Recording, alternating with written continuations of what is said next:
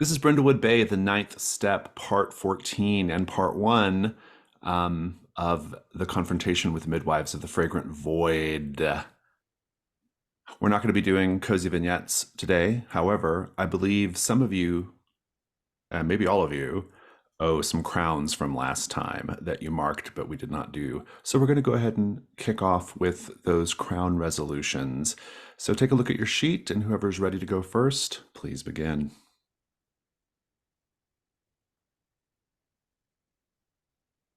I can go. I'm going to be doing Crown of the Queen, a flashback showing how you're an imperfect mother. I think this is going to be a theme for a lot of the flashbacks today.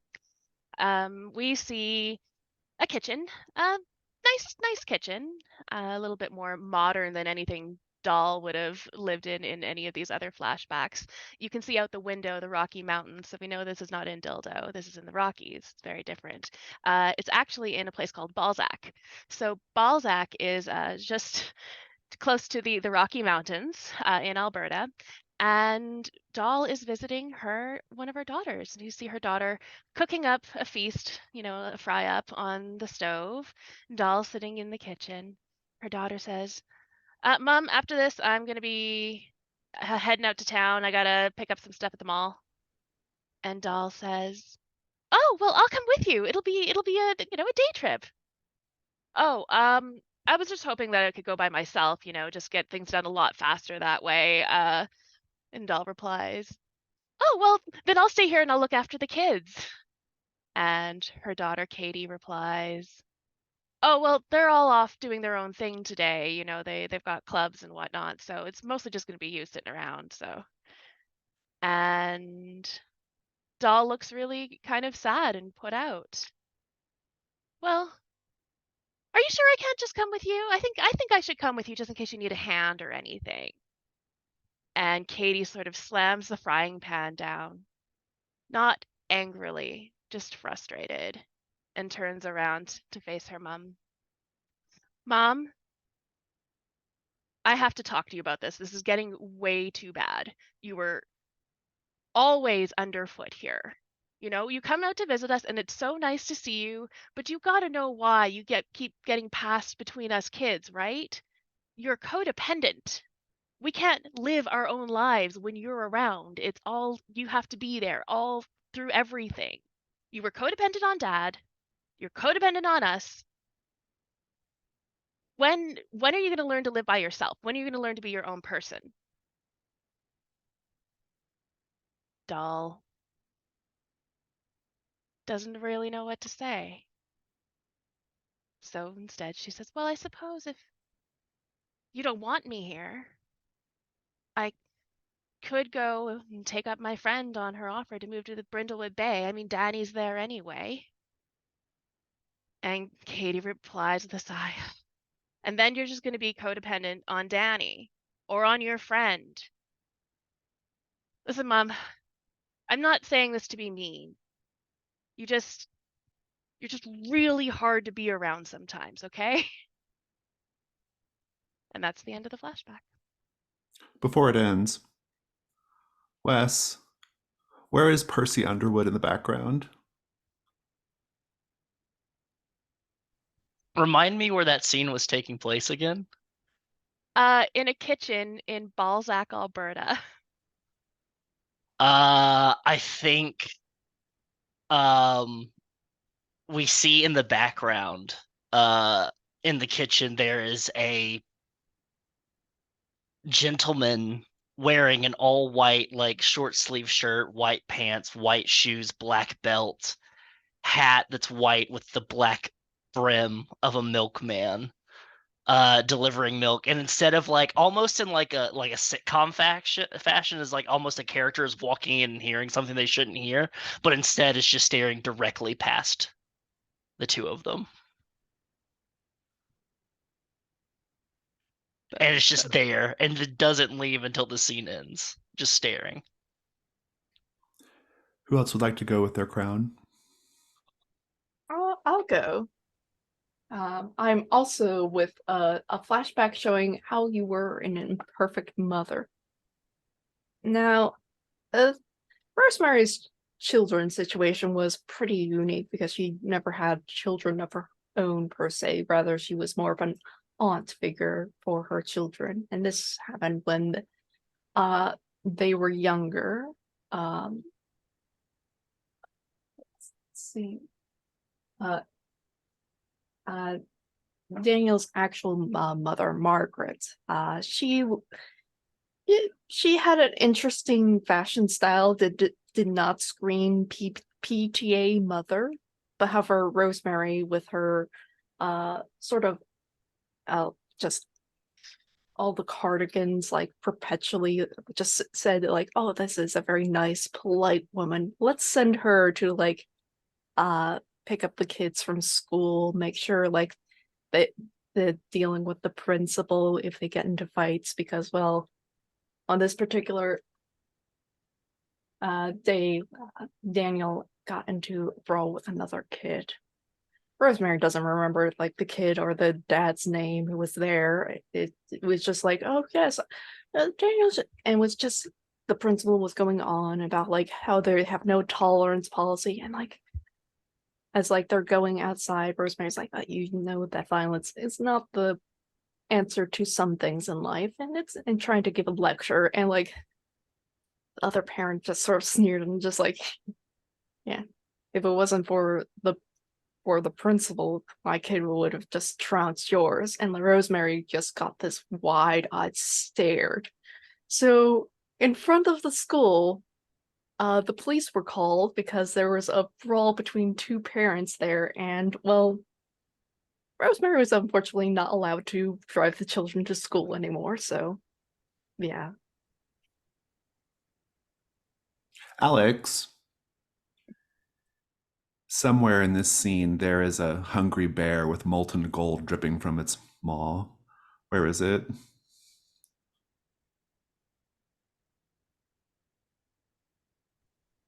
I heard mention of driving the kids to school, and in the background, one of the school buses in the lot, there is the hungry bear stalking in its interior.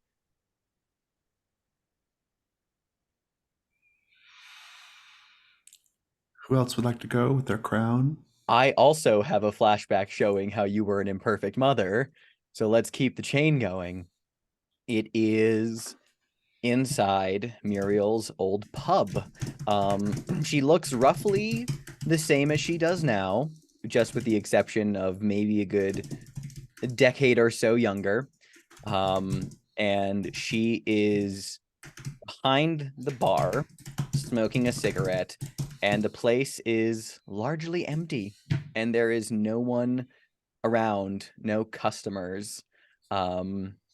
And the door opens, and it's Hamish, because Muriel did not have a child with Gavin, but they adopted Gavin's nephew, and Hamish is at this point in his late 20s, early 30s, and he's come back from walking Wally, their very old border collie at this point. And there is a tense silence between the two of them. And Hamish just walks kind of disgruntledly around the back through the kitchen, kind of, lets Wally off the leash, kind of runs upstairs to their loft above the business. And there's a lot of just quiet. These two are clearly not speaking to one another.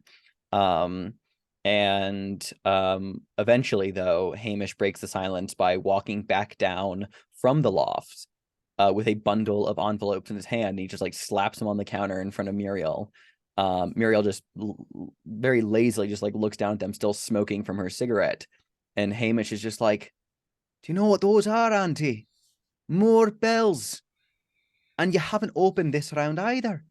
What is your problem, Muriel?"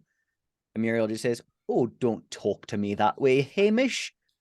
Who bloody well raised you?" And Hamish is like, "I fucking know well enough who bloody well raised me." He begins like tear open the envelopes and just be like, bill after bill after bill after bill, overdue, not paid.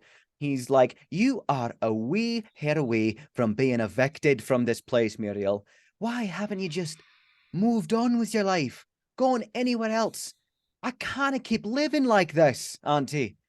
And Muriel's just like, I've told you before, boy. Gavin wouldn't he want? And Hamish cut in with saying, Gavin's dead, Auntie. He's been dead for 3 years now. The place has been falling apart. You can't keep going on like this. He wouldn't want you to be sitting here squandering your last years away in a rotting pub about to be evicted. I'm going.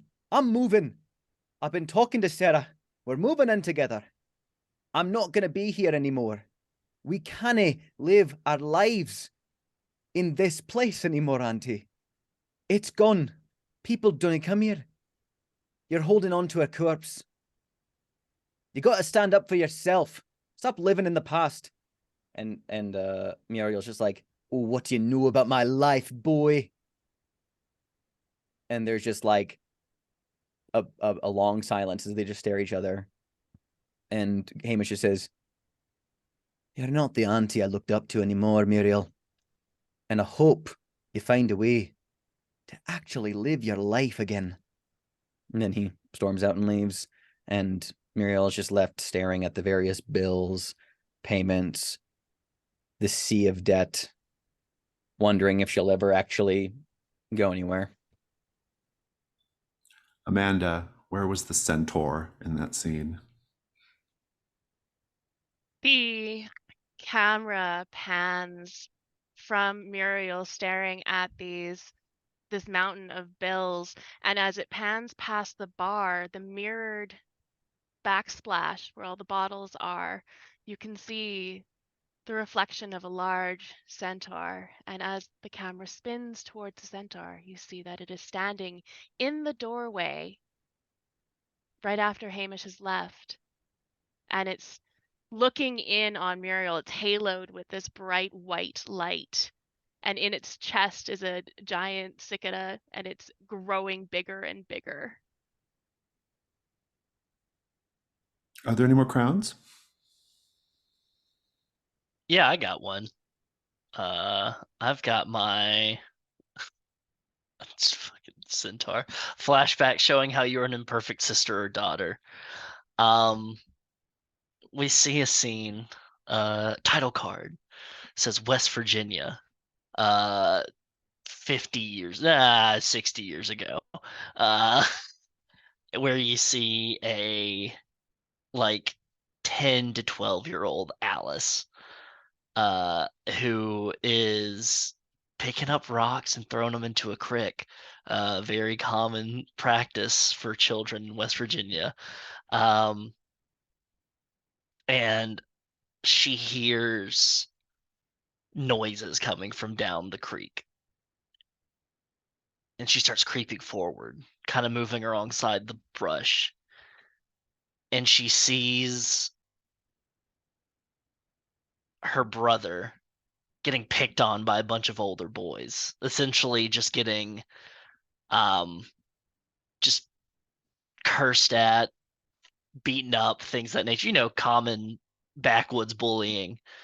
And there's a moment where she grabs a stick and she wants to step in, but she doesn't. And she tries to hide herself more, but her brother sees her and locks eyes with her. Doesn't say anything, but you can tell there's like betrayal in his eyes for her not stepping in, as she's just quiet as a church mouse. Chaotic. Where is Gerald in this scene? We've seen what Gerald looks like currently. It's not too much different from what he looks like nowadays. Possibly just about 5 years younger or so. I think there is like this upper bank where there's like this crop of trees, and then he's just sort of lounging, eating an apples, watching the scene go by.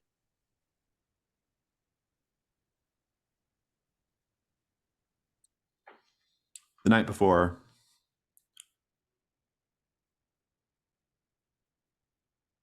Muriel managed to give Isaiah Langmore the slip. We didn't roleplay that, but that's what happened. Equally, Rosemary managed to leave the Deep Reavers celebration safely. And you all got together and deduced that Percy Underwood has been orchestrating many of the events that have been taking place over the last year. That last night was a night of chaos, murders, fires, all kinds of shit breaking out around Brindlewood Bay. You got very little sleep for all the emergency vehicles going up and down the lanes. But the next morning, you nevertheless got up. At the request of Celia, you have met Celia on the outdoor patio of the Foam Coffee Shop, a local place. She looks haggard. She looks tired, completely exhausted. And she says,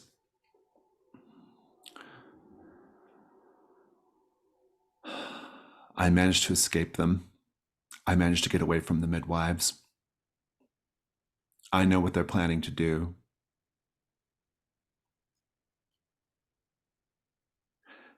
They've taken their final sacrifices, their most devoted members of the ninth step, regular men and women from town. They've taken them somewhere to complete a ritual to summon a creature they call the Million Hander. They have been moving the creature through the birth canals, so to speak, and now they're taking the final sacrifices to a place that they call the place of the final crowning. I don't know where that is. I'm sorry. But if they're going to be stopped, you're going to have to find out where that place is. And you're going to have to put an end to this. It's the only way to put an end to this.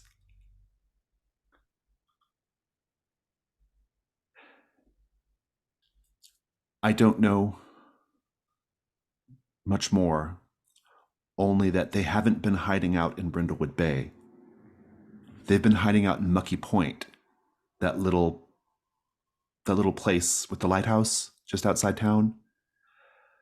I guess there are some caves somewhere around here that connect up to Mucky Point, and they use the caves to move back and forth between the two places unseen. They're not in Mucky Point anymore. They've gone off to wherever they're going to go complete their ritual. But they had to have left something behind, some kind of indication of where this is going to take place. They've been in Mucky Point for months.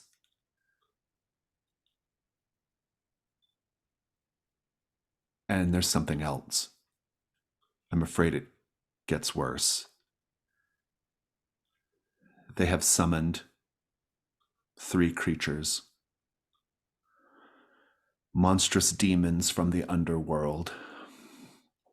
They call them servitors. I've seen them. One of them has the aspect of a bear, cursed with the ill favor of King Midas, but bearing the blessing of Hera. Another is a centaur, like from Greek mythology, with the ill favor of Tithonus, but bearing the blessing of Artemis. And the third servitor they summoned a long time ago, months ago. A beautiful young man. He has the ill favor of Oedipus, but bears the blessing of Aphrodite.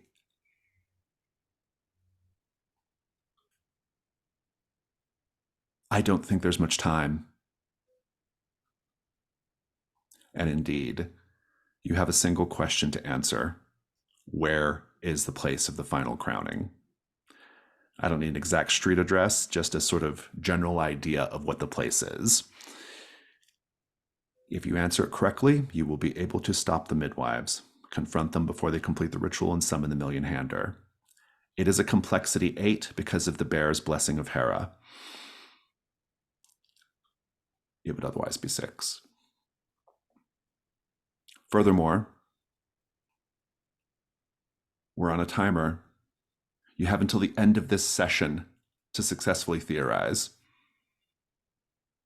If you don't, the Million Hander is summoned, and the only way to stop the Midwives will be a direct confrontation with the Million Hander.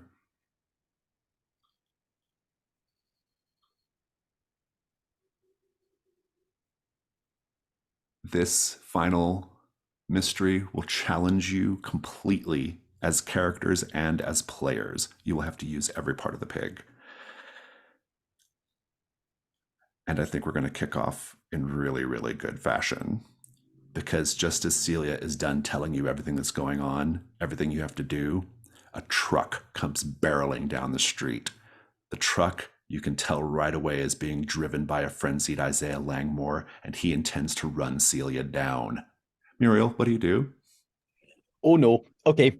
Muriel is going to like leap forward and tackle Celia out of the way, like just body check her to dive out of the way of this truck that's barreling by.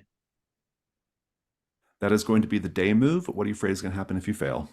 That the both of us are going to get hit by Isaiah Langmore's truck. You're at disadvantage because I think you're still marked by Isaiah Langmore. And this is going to be with vitality. Love that for me.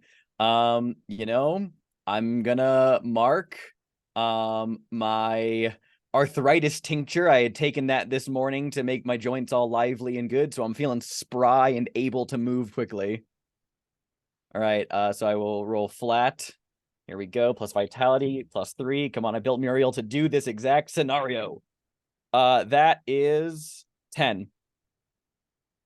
Please describe how you safely rescue Celia. Yeah, like as this truck comes barreling down the road, I see all that Muriel manages to get out is, "Oh, you gotta be fucking kidding!" and then just like leaps for Celia to like tackle her out of wherever we were sitting in the with the coffee shop and like dive off to the side as the truck comes ripping through, just knocking tables left, right, and center, napkins in a flurry just falling around us. Were we outside or inside? This is outside, but it Okay, could yeah. have smashed. Yeah, So it was an outside like, table area, though. yeah, like there are like string fairy lights, but it's like, they're not on, but those like just get like, ripped and torn, like, railings get like pulled down as this truck comes wheeling forward and then crashes through a post box on this next street corner into the corner of a building and just lurches to a stop. Alice, Isaiah is dragging himself out of the truck. What do you do? Okay, well, I do need to clarify. We did solve the previous mystery, right? You did indeed, yes. So I no longer have disadvantage on my rolls, and I got you XP. do not. No, yeah. Okay, got it. Okay. I will get disadvantage if condition plays into it. Okay. Just had to clarify that a little bit. Geez Louise. I guess. Oh my God. He's dragging himself out of the truck currently. Muriel has grabbed Celia. I think Alice is going to try to like kind of sneak around the truck, almost try to flank Isaiah, like immediately, like while he's distracted, being like, "I'm no good head on with this old lighthouse keeper, so let me flank around, sneak up behind him." He's a harbor master, but yeah. So do you? Okay, master, yeah.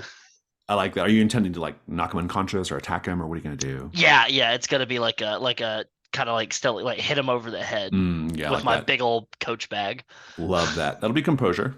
And you're okay on conditions. You can roll regular dice. Okay, thank you. I appreciate that. It's very generous of you. You're throwing the book at us right now. Okay, that's not bad. That is a 12. Nice. Your bonus will be that there could be like promising clues on Isaiah in his truck or on his body. Do go ahead and describe how you take him out.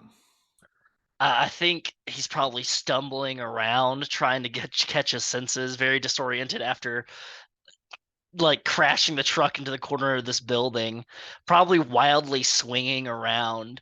I think we could see Muriel getting ready to like stand up and everything, but Isaiah is like, "Oh, there you are, Muriel McGregor.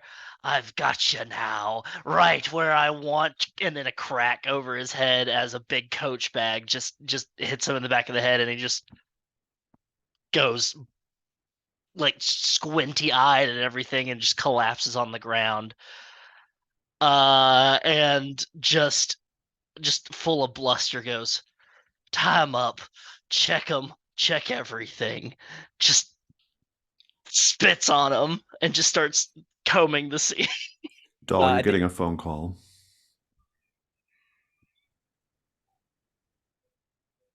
I flip open my flip phone with the large buttons and the large Your screen. jitterbug, yeah. Yeah, and I answer. Hello? Oh, Ms. Ryan, it's Gerald. Hi, Gerald. This Ms. is Ryan, not a great moment. Ms. Ryan, be Oh. quiet. You have to be quiet. What's wrong? I'm trying to be quiet. There's something here in the house with me. I'm hiding in a closet. There's something in here. I've called 911 several times, but they're too busy. No one can come out here. I don't know who or what it is, Ms. Ryan, but it keeps talking about how hungry it is. Oh no. Well, you stay quiet, stay down.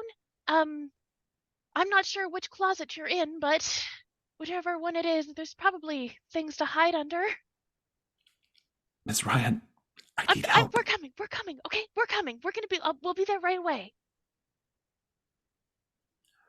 Rosemary, Muriel, Alice, you're not aware of any of that. You are aware of Isaiah Langmore being secured and his truck. Rosemary, what do you do right now? As I think like Alice is tying Isaiah up, I'm just like hopping up into the truck, trying to take. First, I'm just grabbing the keys, and I'm just looking through like stuff, just seeing like what's there. Isaiah's a part of this scheme to end the world, and well, we've got to stop it somehow. So let's find some clues, like we always do. I think because of your terrified condition and what just happened, I'm going to put you at disadvantage, but it is going to be the meddling move with reason. Mhm.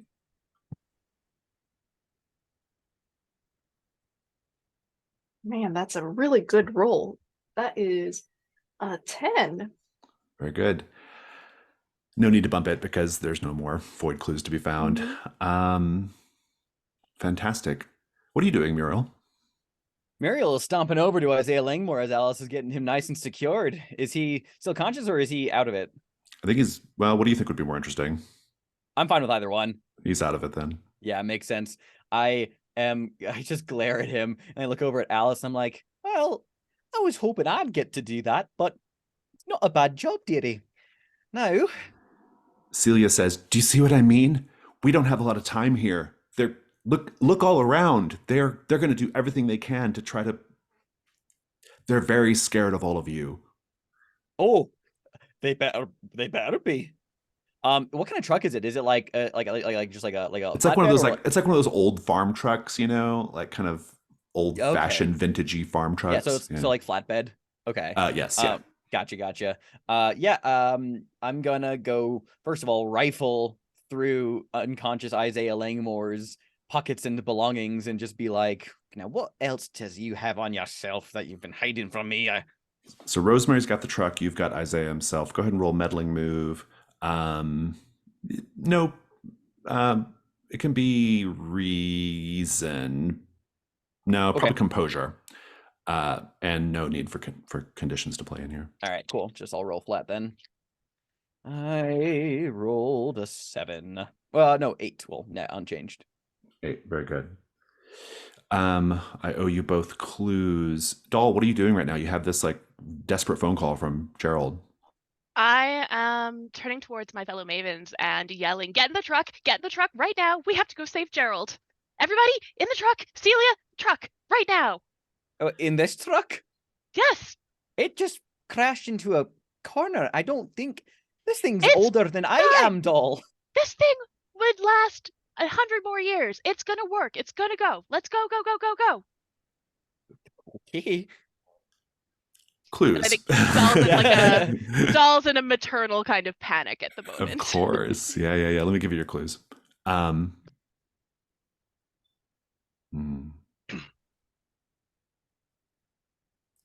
First thing, Muriel, Isaiah Langmore has a map, an old treasure map on his person, marked off different places in the region, but it's clearly an old map. It doesn't have like features from like modern day, like landmarks and stuff.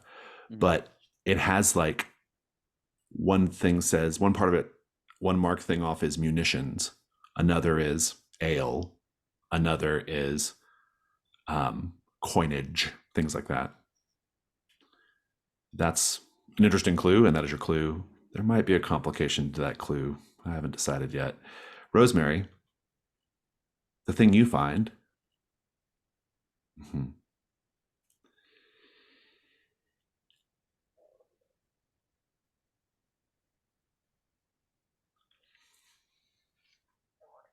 A piece of frayed rope in the floorboard of the truck, speckled with blood.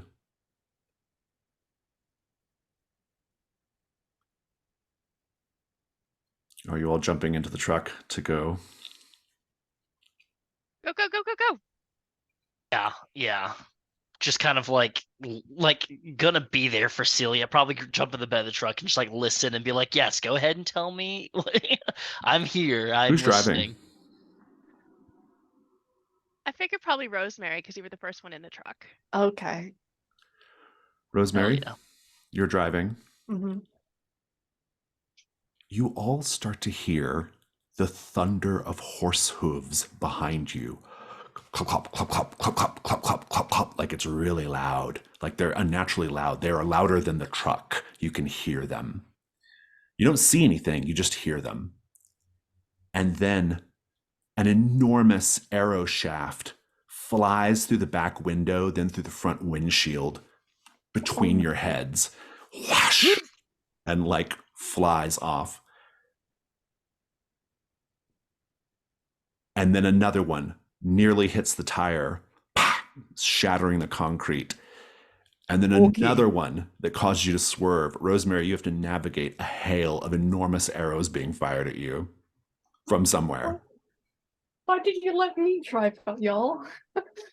You got in shotgun. You sat at the wheel. I'm the one who drove a bloody lorry for my younger years. Why didn't you let me drive? You made this decision. This is going to be the day move. What do you afraid is going to happen if you fail, Rosemary? I think the truck is gonna just get hit and we're gonna end up in a crash. That is probably right. Please go ahead and roll vitality with disadvantage. Mm-hmm. I'm so scared, y'all. God, this is not the pace I set myself up to be ready for. Okay, we're in it now. Yeah, the dice remain to be good to me. It is a 7. Complication. Only 3 of you are going to make it to Doll's house. A 4th one of you gets waylaid by this creature. You get to decide who, though, Rosemary. Or you can bump it up with a crown. Yeah, I'm gonna bump it up with a crown. Okay.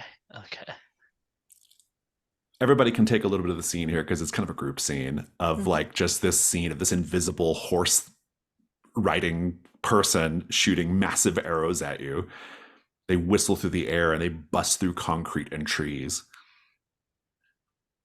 Rosemary's trying to like drive, avoid it, just like driving erratically across the street, trying to avoid everything, and is just terrified the entire time and just screaming at the top of her lungs.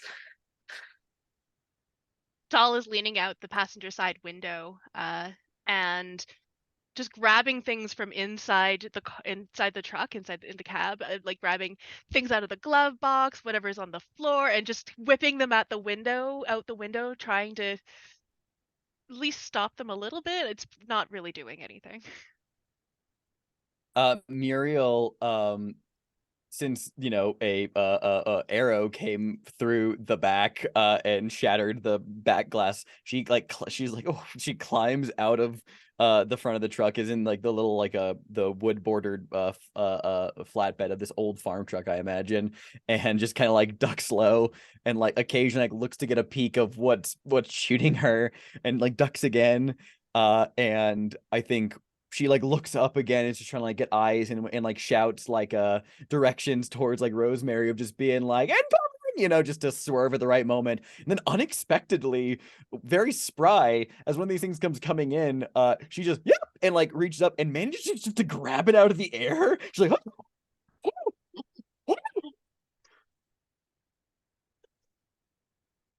I love it. Anything to add, Alice?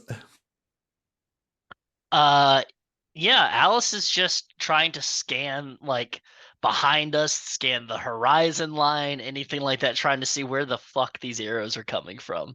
Probably using the camera and everything, trying to get something.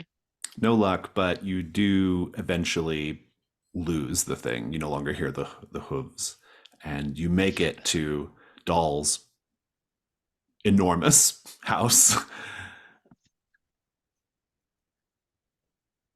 Doll's enormous house.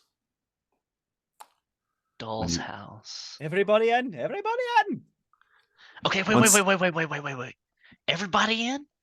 We don't know what's after Gerald. We don't know what's in there with Gerald. What about what's after us? Jeez Louise. Probably have somebody stay out here, keep watch. No.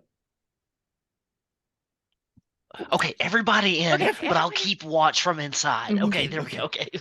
Celia says to you, Doll, once everybody's calmed down a little bit, and kind of, she's like, I don't think I've ever met Gerald. Oh, he's a very dear boy. He's helped us out so many times. Every time we've been in a pickle, Gerald has just swooped in and knew exactly what to say and do. So we've really got to help him out. He sounded so scared. Are you going in through the front or the back? Probably the back, Okay. because if there's something creepy in there, it might expect us to come through the front door. Mhm. And I think in the back is where my private elevator is. When you go to the back, you see two things. One, something has wrenched the door off its hinges. Two, the sidewalk is spattered with gold. Celia says, oh, she goes like pale as a sheet. And she's like, I can't go in there. I can't go in. And here I think, who has a condition? Rosemary, because you have terrified, I'm gonna make you roll the day move. What are you afraid is gonna happen if you lose your nerve? I'm just gonna break out crying right here and refuse to go inside as well. Do go ahead, roll disadvantage with composure.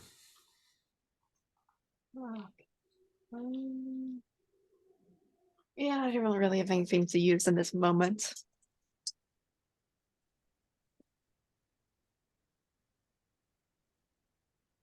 And the dice taketh away 6.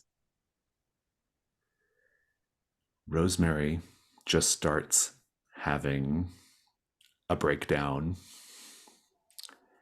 and it's not quiet.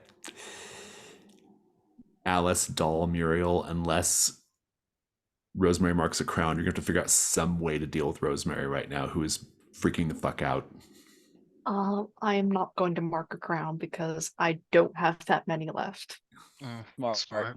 I think I have something for that. No, well, I used it mechanically, so I can't use it for advantage, but I think I still have it in my cozy little place. I have a calming decoction, an herbal tincture that is quite like calming. Can I like can you like wrestle like Rosemary be like, look at me, Rosemary, look at me in the eyes, open your mouth, and just like boink, like put the bottle in and just be like, and, yeah. I don't need a roll if you just erase the tincture. Yeah, sure. And obviously, if you're okay with that, chaotic. Yeah, I'm okay with that. Indeed. Fantastic. Well, doll, Gerald is somewhere inside. Oh, accidentally clicked mute on. Or something's going on. Oh, I don't know what's happening. Doll, did you hear me? oh, yeah, just no, you muted yourself. You muted. Oh, sorry. Doll, Oh, Gerald's in there somewhere. What do you do? I'm gonna rush towards the private elevator. If he's in there, he's probably up on the bigger closets, in one of the bigger closets up in the main rooms. Oh, I like Probably the this. So walk-in using the closet. private elevator, that's in your cozy little place, right? Yeah. Yeah, I trying to like get there it. faster. I like it. The house is night move right now. What are you afraid is going to happen if you don't get to Gerald in time? Whatever this thing that was dripping gold all over the place is going to get to him first. It's worse than that. It's going to get to you first and then get to Gerald. Who's all going in the elevator with Alice, or are other people searching around on the bottom floor?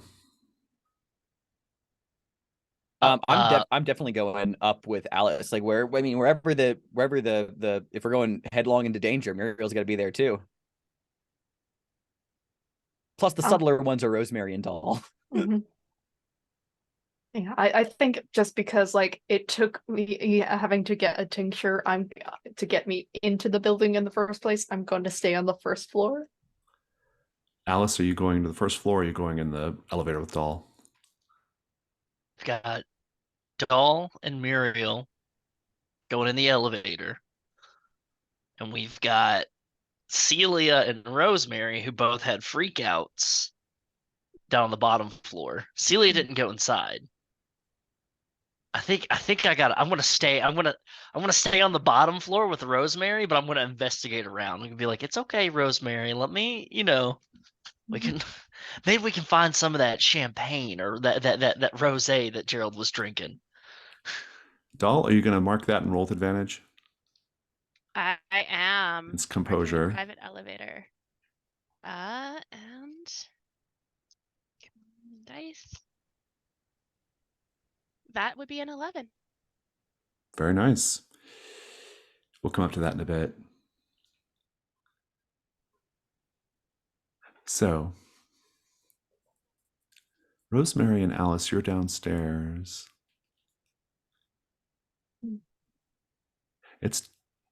I imagine that Doll's house looks like it's very dimly lit, but with like neon accents, a little I bit let like, Gerald decorate it. yeah, it's very dark, but with like neon, like, running lights and stuff like that, right? So it has this like kind of very like Miami Vice glow to it, or silk I was stockings. about to say, oh or god like, damn it, it's an avant-garde New England gay bar. or like the new dojo, the new dojo in Cobra Kai. Cobra that, like, Kai. Yes. yeah, it's like that, right? And there's like exotic fish tanks in one wall and big banana leaf potted plants. It does not look anything like Doll or Newfoundland, I imagine. Mhm. And so it's dark is the key thing here. You can't see. It's a fairly open floor plan, but because it's so dark, there are lots of shadowy places for things to hide, Rosemary and Alice. And you hear from one hall an almost plaintive cry. Oh, please, please. I'm so hungry. I'm so hungry. I haven't been able to eat. I can't eat anything. Everything I touch turns to gold. I need food. Alice, Rosemary, I would like the night move. What are you afraid is going to happen, both of you, if you respectively lose your nerve. I think this voice gonna encounter whoever this is, and we're gonna end up turning to gold. It's worse than that. You're going to end up turning into food. Alice, what are you scared of? Oh, I'm scared that this thing is gonna get outside to Celia. It is worse than that. It is going to then climb up to the top floor from the outside and meet Muriel and Doll and Gerald. I would like to say that Alice, because of Shadows Over Your Shoulder, you're at disadvantage. Rosemary, because of Terrified, you are also at disadvantage. It's going to be with composure in both cases. okay. Because it's a dark place in here, I'm going to use my matchbox from Nowhere Lounge to light a match. I love it. That'll put you at 2 dice. I'm gonna roll with disadvantage because I don't know how to fit a microfiche into this, so let's fucking. I'm holding that on for our wet bandit / sticky bandit, sticky gold bandit to use again. Oh, How bad was it, Alice? it's a 1 and a 2 for A a 1 3. and a 2. What was it for? Composure? Composure, yeah. Oh, so that's hey, come on, that's 4, y'all. Why y'all doing this for? That's 4. That ain't so Rosemary, bad. what'd you Nice get? even number. I got 10 funnily enough. Rosemary, just give me a Everything little is bit so of bad. give me a little bit of detail about how just the mere act of like lighting the match helps you keep your nerve right now. I think as lighting it's a lot of the darkened spaces like light up as well, just seeing like where it is, and I think I get a glimpse of what it is. I can't really tell what it is. I imagine like with this being like sort of the first floor leading outside, like it's like sort of a lounging area, and I think I just grabbed Alice and I dragged her like behind like a couch or something just to hide for a moment as this creature is moving about. Alice, you hear a scream from Celia coming from outside, and that's when we cut to commercial. Alice, this commercial is Station Break, an advertisement for the TV station that airs Brindlewood Bay, a TV station that does not exist on this plane of existence. Indeed, no one watches the show Brindlewood Bay because there is no show called Brindlewood Bay. It is an advertisement for TV Odyssey. We'll take 5. We're back. You have just under 2 hours of game time to successfully theorize. Commercial break begins now. Da da da ba ba da ba da da da. It's very grainy. It looks like it's the like the fucking tile background that's different fluorescent neons. There's scan lines across, and you just hear voices. TV Odyssey, your daily dose of what's happening around Decoya County, Deep Lake, Fresca, beyond. And there's just like a scene of it, like just like just different scenes of like around Degoya County, and then beyond there's a triangle and the sun weird spliced in, and then it goes away. And it goes where you can find such programs, such enjoyable programs as oh my god, where'd it go? uh, uh, such enjoyable programs as Happy Jack the Lumberjack and Friends, and it shows a bunch of different puppets beating on each other. Then then it cuts to another one of Neighborly Living, where you just see a couple of people digging in a garden together and just staring at the screen, happy, like somebody's telling them to keep smiling. And such fantastic programming as Blam, and it just shows a bunch of kids with beakers and everything mixing liquids together, and it just explodes in a very cheap special effect that says "blam," where there's absolutely everything and nothing going on for you, your family, and all of Dagoya County and beyond. The pyramid again. Um, here's a message from our here's a message from our sole sponsor for TV Odyssey, and it just is garbled, just audio that like you can't even tell it's somebody's face. It's just maneuvering. It's just bad tape, I guess, just bad tape. And it goes, TV Odyssey, your one-stop shop for a look into Dagoya County and beyond. And it just flickers to another pyramid that just sits there, quiet, and then cuts. Bravo, thank you. Your die result is now a 10, Alice. You still hear Celia scream, just not for the same reason. We'll come back to this. Doll and Muriel, the elevator stops. Ding, ding. It actually opens up into the orchidarium. And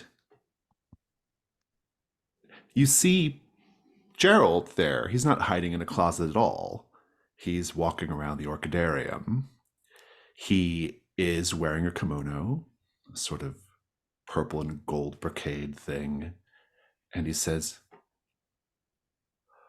"Oh, I'm so happy you're here." We'll come back to this momentarily. Alice, Celia still screams. What do you do? Does Rosemary look normal?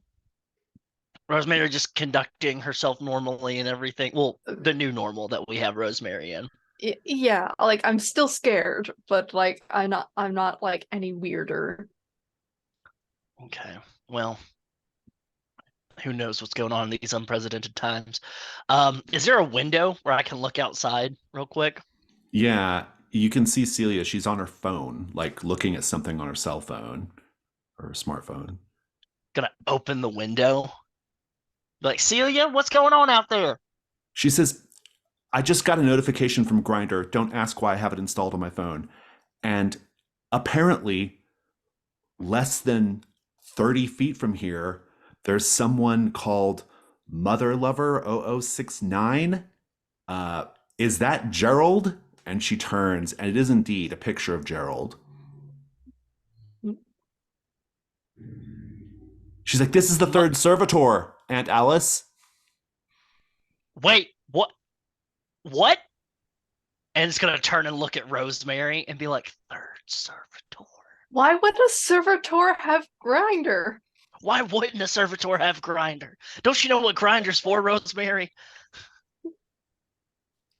Nothing good, okay? Nothing good. All right. Doll. Gerald says, "Mother, I'm so happy you're here." Gerald, I think you're getting confused. Are you okay? "No, I've never felt better. I was so happy to have found you. You've been lost to me for so long. But I am here, and I have brought the blessing of Aphrodite with me." Gerald, I think all of this is making you feel unwell. Let's come over here. Come over with us. We'll sit you down. We'll get you some water. Whatever this thing is chasing He you. opens his We've gotta... robe, or it falls open. He has nothing on underneath, and he's carrying an no. orchid, No. gently stroking that. the orchid. Okay, nope, stop it. The Muriel, blessing I of think he's Aphrodite. really sick. The blessing of Aphrodite actually gives you, and just you, Doll, a brand new crown. A crown of the void called the Mark of Eros. You can mark it to narrate a scene in the present day showing how you satisfy your physical desires with Gerald.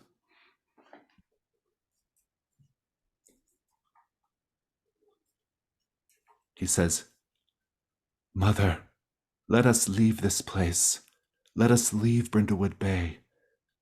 Let's go back to the land where you come from. Back to Dildo. Just you and I."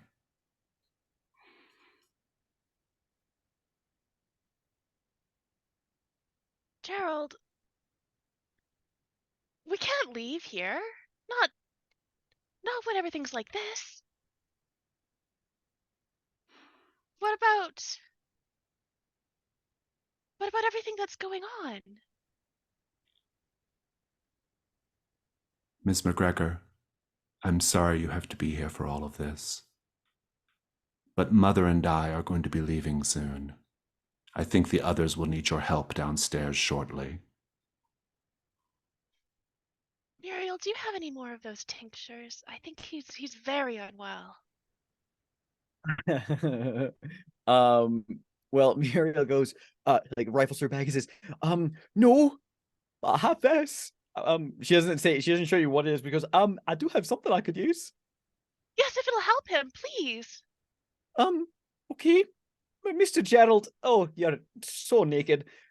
How do you intend to return to Newfoundland? He says,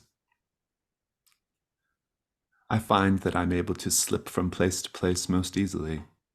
Oh, okay. Well, I'm a fan of I just taking ships, and I throw the ship in a bottle at his head. He should have said, "I find ways to slip in and out of places easily." That would have been even Oh better. no, he shouldn't have. I love it. This is going to be the night move. What do you afraid is going to happen if you fail?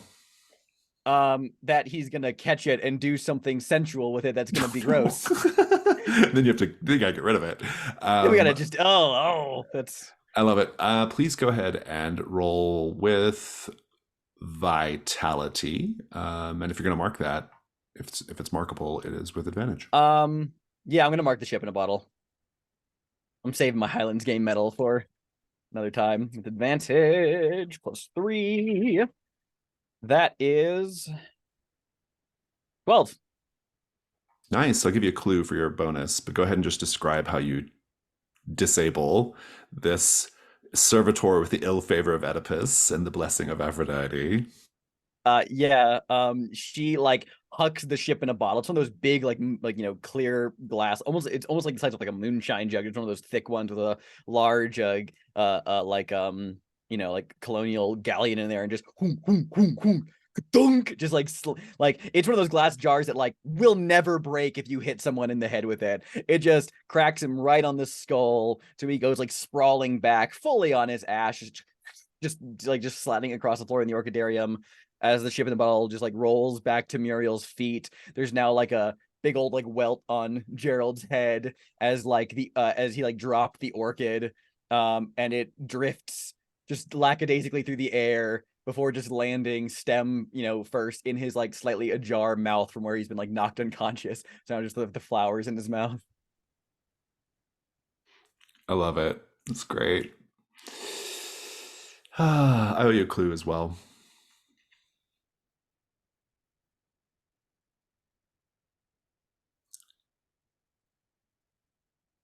He has, when he lands, his hand opens up and he has a chess playing piece, a queen, clutched in his hand. That's your clue. Rosemary.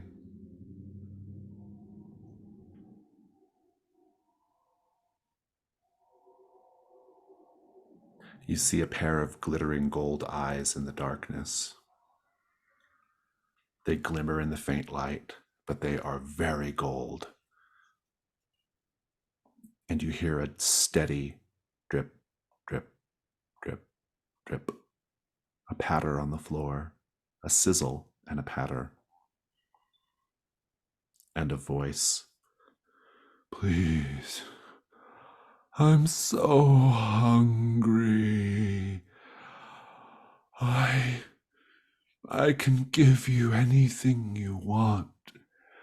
Anything in the world, if only you'll feed me. And an enormous bear steps into the light. Molten gold drips from his maw. His eyes blaze with golden light, and he bellows again.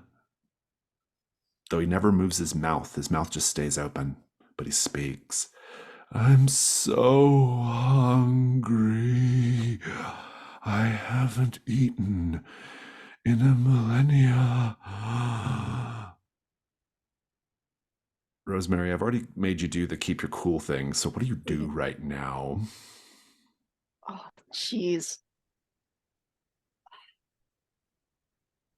Oh, I think as like this, like we can't let the bear outside because that's just gonna eat Celia. I do have a thing that I can use. The Billy bass, the singing fish that I can potentially You're gonna try feed to a bear a fish? Yeah. I love it. This is such a good Oh, Brindlewood Bay tone shift. it's- It's so good. If only it was a jam and salmon. Jam and salmon. Oh my I love it. So God. what's your plan? Okay. I think I'm just gonna, because I'm just generally obsessed with the void and generally some sort of weirdness is going on with me. I think I'm just gonna creep out of my hiding spot. I'm trying to get Alice to like stay the fuck down because like I don't need her distracting me from this. I have something I can give you. Something to feed your hunger. Yes. Yes. I receive it gladly. And I have like this big purse with me that I've just shoved like a bunch of junk because I assume that I'm not probably going to be home for like a couple days. And like I have the Billy pass and I like take it out and I'm like presenting it as though it's like attached to this board as though it were a plate, as it were. I love it. Very good. Obviously this is to like stop the bear from attacking or otherwise to disable this threat. Night move. What do you afraid is gonna happen if you fail? That the bear's jaw will just snap down before it turns to gold so it still can eat people. And indeed, it's worse than that. It will proceed to eat you. Mm-hmm. Let's go ahead and roll with. If you're marking that, it'll cancel out your terrified condition, and it's gonna be with I think reason for quick thinking. Mm-hmm. Okay. Take me to the river. A 9. It works. You're just gonna have to erase the Billy Big Bass from your cozy little place, but otherwise describe how you deal with the bear. Yeah, like as it's biting down, the fish turns on and starts singing and moving its mouth and this thing is turning to gold, and it just sort of like the bear can't chop down because it's solid gold and it's fixed in its mouth at a very weird angle, so it can't remove it. So it's just like slinging its head around, and it kind of, it's just like slinging its head around, and it's like intermingled with with a slowly dying Billy Big Bass, Billy Big Mouth. And the bear trots off, no longer a danger. The house is secure. For now. Okay. What's everyone doing? Okay. Doll and I locked Gerald in a closet that We apparently wrapped him up in his clothes first. Yeah, we put clothes on him again, and then we locked him in a closet. Yeah, we tied him up with a garden hose. Just be That was a safe. garden hose? I don't. That it was long, and one might say girthy. I don't think that was a garden hose, Dolly. But it was green. Aye, silicon comes in many colors. What are you Anyway, suggesting it was? okay. Anyway, so, ladies, we have to move quickly. Is Celia okay? Yes. Good, good. She found Gerald on Grinder. We found Gerald trying to grind on Dole. Yeah, he's very ill. So we think we're just gonna leave him in the closet for now. Yeah. Oh, doll, you can't. All right, we're gonna have a long conversation at the end And of this, Alice, okay? it's okay that people are on Grinder. My son Danny is on Grinder all the time. It's just a place where people meet people. And you shouldn't be so close-minded. It was more of the concern that like And a servant of evil is on Grinder. Its Yeah. name is Mother Lover too. Mother Lover. I don't know. It's a thing. I Gerald don't is know. not a servant of evil. it was Mother Lover 69. Oh, he was definitely trying to love the mother. Anyway, He- so He considers you his mother? I told you he's not feeling well. ladies, please, let's take a moment to compose ourselves. We've got to get to the bottom of this before things get worse. Now, first and foremost, we know that something afoul is afoot in Mucky Point, but if they are gathering their forces elsewhere, I think the ninth step, the building the place, might currently be unoccupied. Perhaps we should go there and search for any information on these foul machinations and the location of what they might be getting up to. I feel like we're running out of time. I mean, Perhaps we should split up and two of us go to Mucky Point and two of us check out the ninth step. or Well, there's go also ahead. the issue of why Gerald was here of all places. He lives here. But besides that, like it's probably Probably to grab us because, we would go here or distract us. It Shit. was rather strange. He was just wandering around the orchidarium. Especially Usually with when the he's in there, he's got, plants he's potting or whatnot. bear, the gold bear, the golden mouth bear. There was a golden-mouthed bear? Oh, it's oh my god. Okay, things are getting so weird. All right.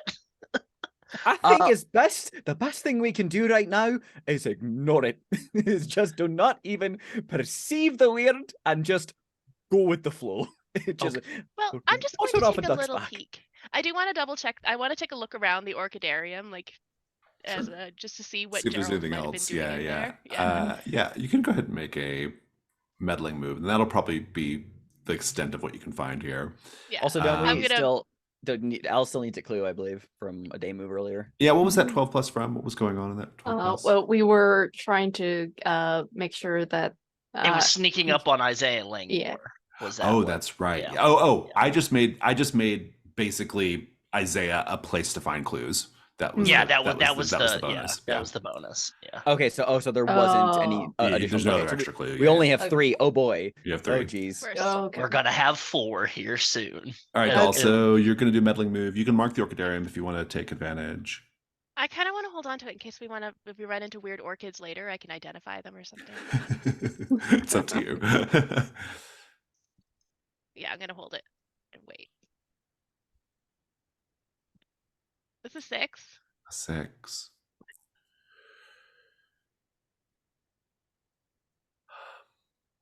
I'm going to separate you.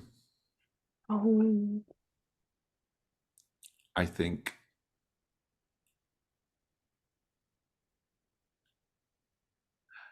while you're up there searching the orchidarium, someone grabs you. Alice, Muriel, and Rosemary can't find you, and they just have to keep going without you until they can figure out what happened to you. Unless you want to mark a crown. Yeah, I'll mark a crown. I'll mark my new one. Oh, the Eros? Yeah. Very good. It can be marked whenever, so it's available. Yeah. You are going to have to narrate a scene in the present day showing how you satisfy your physical desires with the servitor, meaning I can do that right now. It's real short. Gerald. Please do. We As Doll walks into the orchidarium and it's very dark, the flashback cuts into Doll sitting in the orchidarium on a bench, and it's very dark. And on the table in front of her, there is a little card and a little bouquet of flowers, and the card says "Happy Mother's Day." And Doll is crying on this bench. Gerald comes up and says, "Mrs. Bryan, is everything okay?" And Doll replies,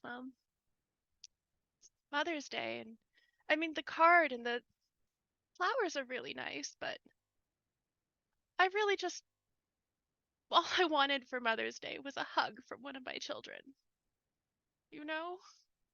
And none of them are here, and they're busy, I suppose, but it makes you feel really unloved.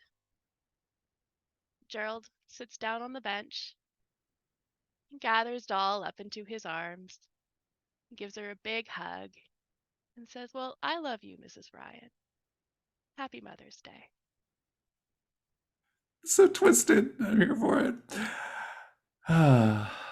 Bravo. Well, here's your clue. No further complication. That was good enough for me. Your clue is Gerald was leaving oily footprints all over the orchidarium.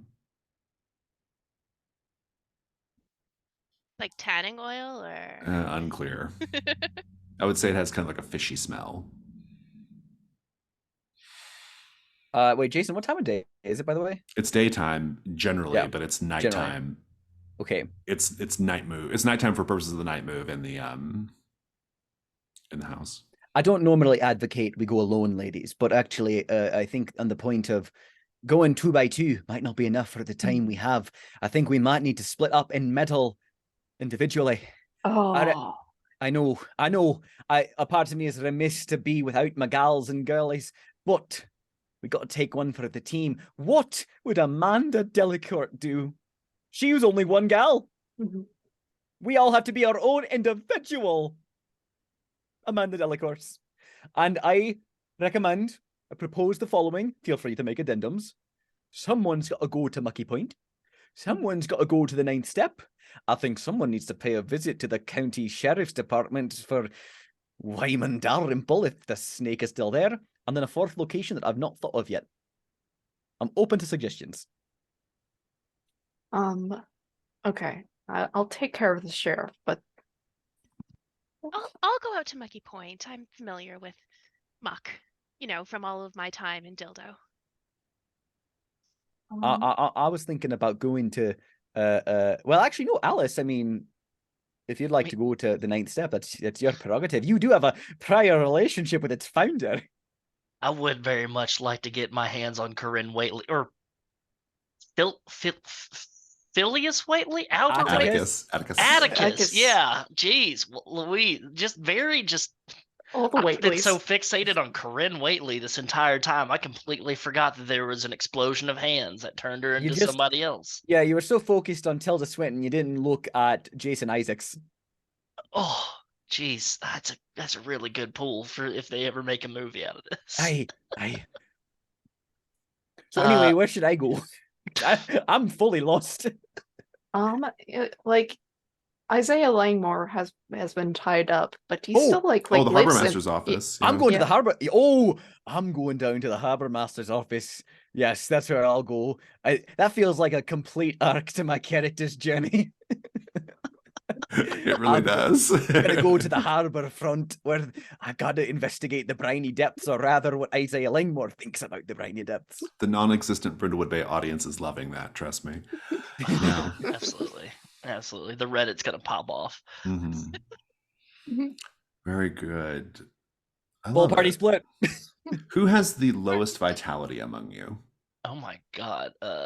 It's a tie between Doll and Alice. It's a tie between Doll I'm a whisper. and Alice. In that case, who has the least amount of marks available on their crowns? I have between Alice and Doll. 1, 2, 3. I've got 4 left. I got 4. Doll has 6. Very well. You all split up to go to your respective places.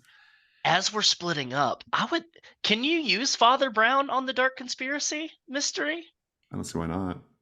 Okay. I think as we all split up, um, in the spirit of podcasting becoming what it is, and and just pretending, or not even pretending, but just in honor of fucking, oh god, what's her name? Podcast. My brain is just Laura? Laura. Thank you. My brain is gone. This breakneck speed. We see Alice just kind of narrating like everything that's happened thus far, and over that narration, we see an undisclosed location, some kind of final looking area. There's sand on the ground. You can hear the ocean in the distance someplace. You see a bunch of hands, a bunch of white robes, a bunch of feet moving around, them all chanting together. And you see an unshown person, just wearing a mask and a simple robe, stirring what seems to be a pot of something, as there's people lined up one by one, just getting gold poured over their head, making them one. And that's just this whole kind of macabre scene. You can't tell if it's like underground, if it's on a beach or someplace. Just there's sand on the ground, people wearing white robes and masks, and just this coalescence of hands overlooking it all. And that will be my flashback. What's the clue? The fact that there's somewhere with a smelter. There's something hot enough to melt gold. Let's see. Yeah, I guess one of the other mavens. Go ahead and define it. I did the easy part.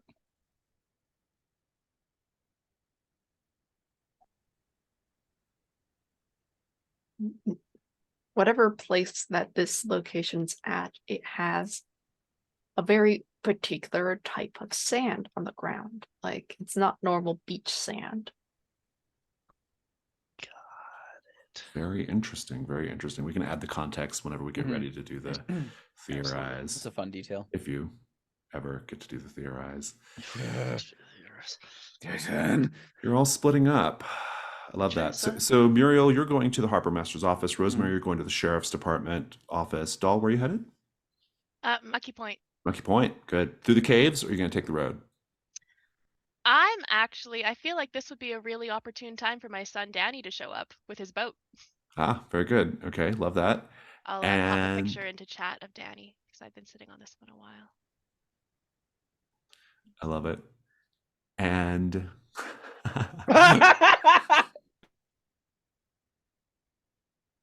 I was gonna set him up with Gerald. yeah, I mean, I'm sure Gerald's Gerald's still mostly into it. We'll see. Fabulous. And Alice, you're headed then to the ninth step. The ninth step. Yeah. So it's daytime for Rosemary and Muriel and Doll. But Alice, it quickly becomes nighttime for you. Alice, the moon is high in the sky, and the terrain of Brindlewood Bay is replaced with this beautiful moonlit glade, an otherworldly hunting ground. There are beautiful woodland creatures, the finest of their species, here and there.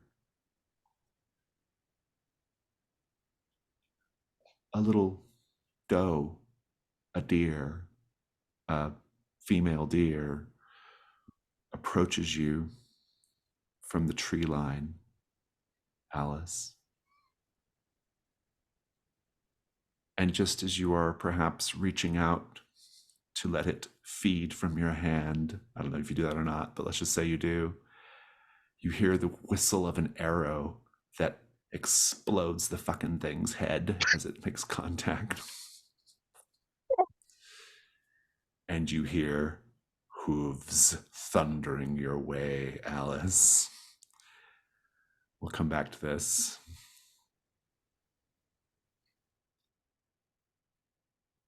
Doll, you're on a boat with Danny. Danny says, Mom, what's going on? What's this all about? Everything's very strange in Brindlewood Bay. He's like, I see all the emergency vehicles. Like, it seems like it's like, looks like one of those like apocalypse movies, It you know, feels like one. a zombie movie right when the breakout happens. Like that one we watched. What was that called? I don't remember. Well, oh, I know what you're Oh, talking about. that was on TV Odyssey, so I That don't really was remember any details. that was actually an X-rated parody of The Walking Dead. Oh, that's why they were doing all those. That makes more Mm, sense. yeah. Although, I wouldn't put it past the people in Brindlewood Bay. They're very strange here. They're not like the people in Dildo. He's like, so we're headed to this little place, Mucky Point. I've already pulled it up on the GPS. What do we expect to find here? Honestly, I'm not sure. He's like very like statuesque, muscular, no shirt, like tall. He's kind of like he stands at the boat wheel instead of sitting Yeah. down. He's a proper dildo man. Oh yeah, and you're heading out there, and eventually he comes around the bend. It's not far, especially if you take the water, and you see the lighthouse, the famous Mucky Point Lighthouse. He says, so am I just pulling up down there at the little dock at the base of the lighthouse, or what? Yeah, if you could do it. I mean, I guess it's only so quiet we can be, but if we could do it quietly, that would be good. He's like, well, okay. And Sweetie, did you know the very first lighthouse ever in existence was the Lighthouse of Alexandria? Back I in did not know that, Mother. the time of Alexander the Great. It was built by the Ptolemaic Kingdom in ancient Egypt, and it lasted for a really long time. I wonder if So I wonder if there's something special about this and all the weird masks and stuff we've been seeing, which you don't really know about. Sorry, I'll tell you all about it later. Indeed. Are you using your Encyclopedia Brown there? Yep. Very good. It's good. It's a good clue, actually. Yeah. I love it. Yeah, so go you're be pulling clearly up to the lighthouse. Lighthouse of Alexandria. We'll come back to that in a moment. Muriel McGregor. You're at the harbor master's office. It's just a small little, there's not much to it, just like a little 2-room shack essentially by the pier. Getting there's no trouble because the whole town's it's like total fucking chaos right now. What do you do? All right. Time to ransack the place.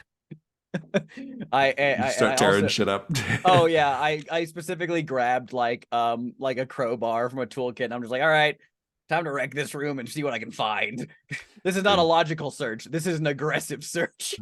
Let's see how you do. I'll take it with vitality and the meddling move, and Isaiah Langmore could be creeping around somewhere because you guys didn't actually kill him or anything.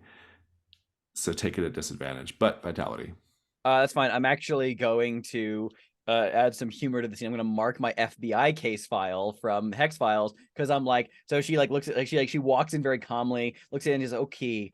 How would they investigate? How would a professional investigator investigate? Like flipping through their notes, being okay, thorough search, no stone unturned. Got it. Crack, crack, smash, smash, smash. Crowbar. Yeah. I love it. Very good. Roll flat. Just flat. Yep. +3. +3. 8. 8. You're going to find your clue, but you are going to be accosted by Isaiah unless you want to mark a crown.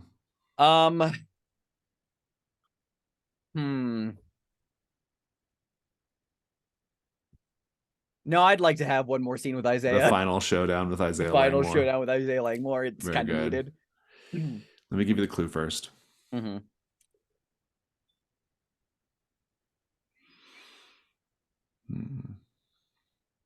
The clue?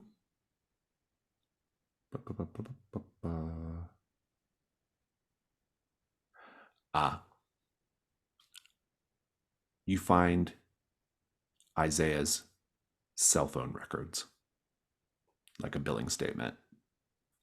He's been making an incredible number of phone calls to a specific place, which you can outline and define once we get ready to theorize.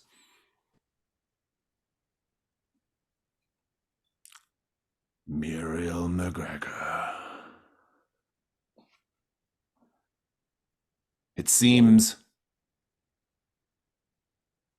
appropriate that this is where we should have our final showdown, here at the edge of Mother Ocean. You've done naught but mock her all these months, whereas I have been nothing but an obedient child at her watery bosom.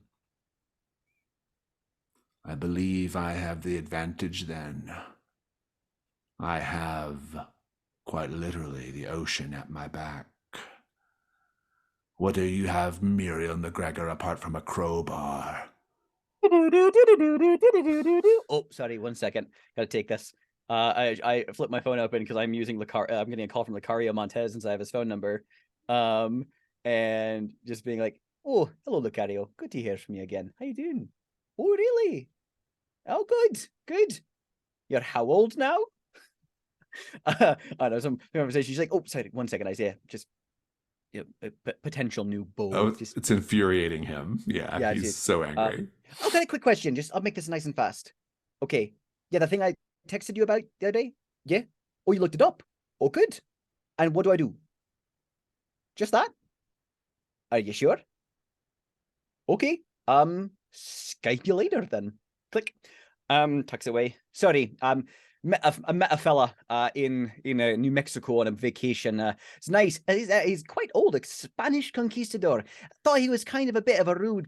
This is important, Muriel McGregor. Oh, sorry. Isaiah, I keep thinking about the day this all began, and I don't mean the day we met.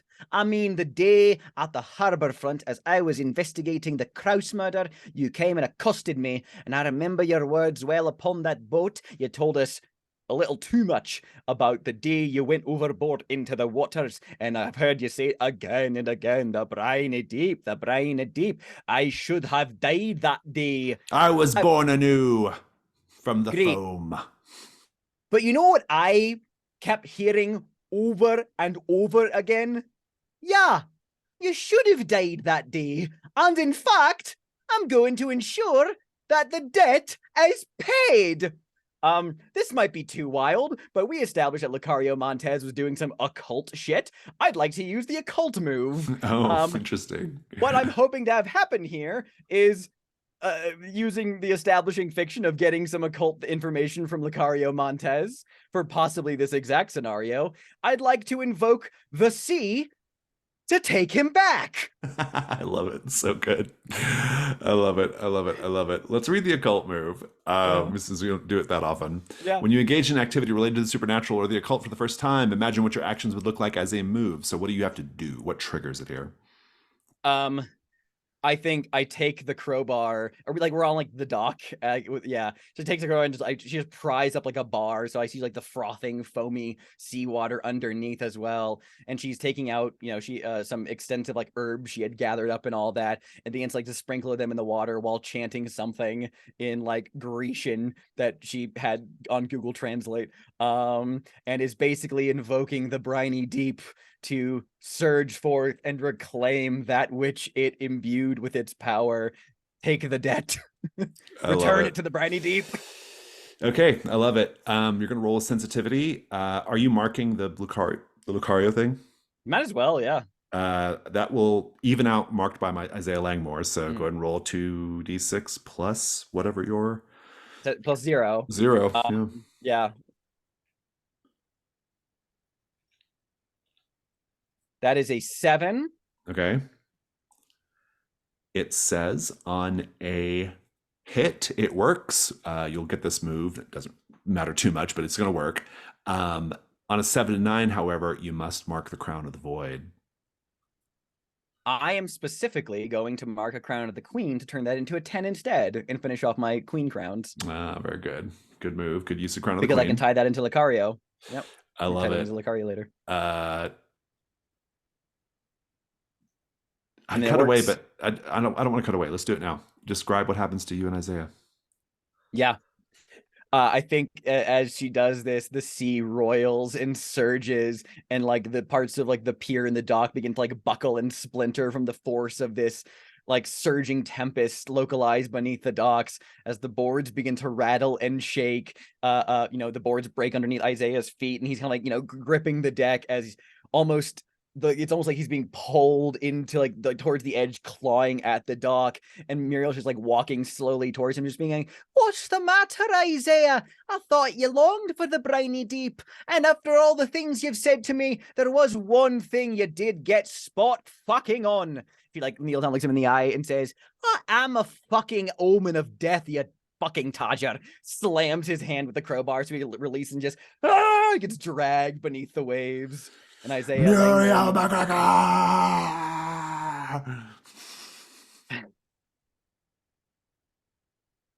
takes out the phone, calls Lucario. I'll let you roleplay Lucario if you want for this scene too, just because you, just if you want to say anything as him. So, did it work? Oh, it actually did. It did, and it was more than satisfying. I had a good time. So, just I've got a couple minutes to kill before I should leap back into action. How are you? And that's good. We'll cut there. Yeah, I love it. Yeah. Rosemary. The sheriff's office is completely empty because everybody is responding to something right now. Pumpkin Mart just burned down. So. Oh my god. Not the Pumpkin Mart. The Pumpkin Mart. So, what do you do? Is the sheriff department locked? It actually is. It's wide open. Yeah, you can walk right in. Okay. Yeah. Walk right in. There's no one manning around. the switchboard, the phones. It's just completely empty. Mm-hmm. I think I'm going to try to find where Sheriff Dalrymple does his work business. He has an office. Yeah. I'm going to look through his desk. Go ahead and do the meddling move with reason. And before that happens, yeah. I do have my August stupid move. What is about to happen? Yeah, that's good. You are going to be confronted by Sheriff Dalrymple. Okay. And yeah, okay, let's roll. Reason? Reason, yeah, and regular dice is fine. Okay. That is an 8. I'll give you your clue.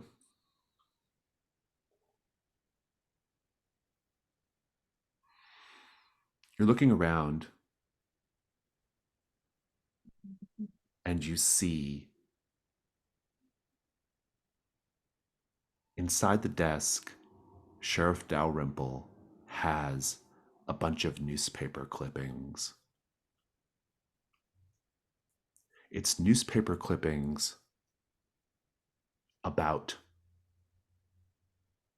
child abductions in the greater Boston area. Very strange detail. And then you hear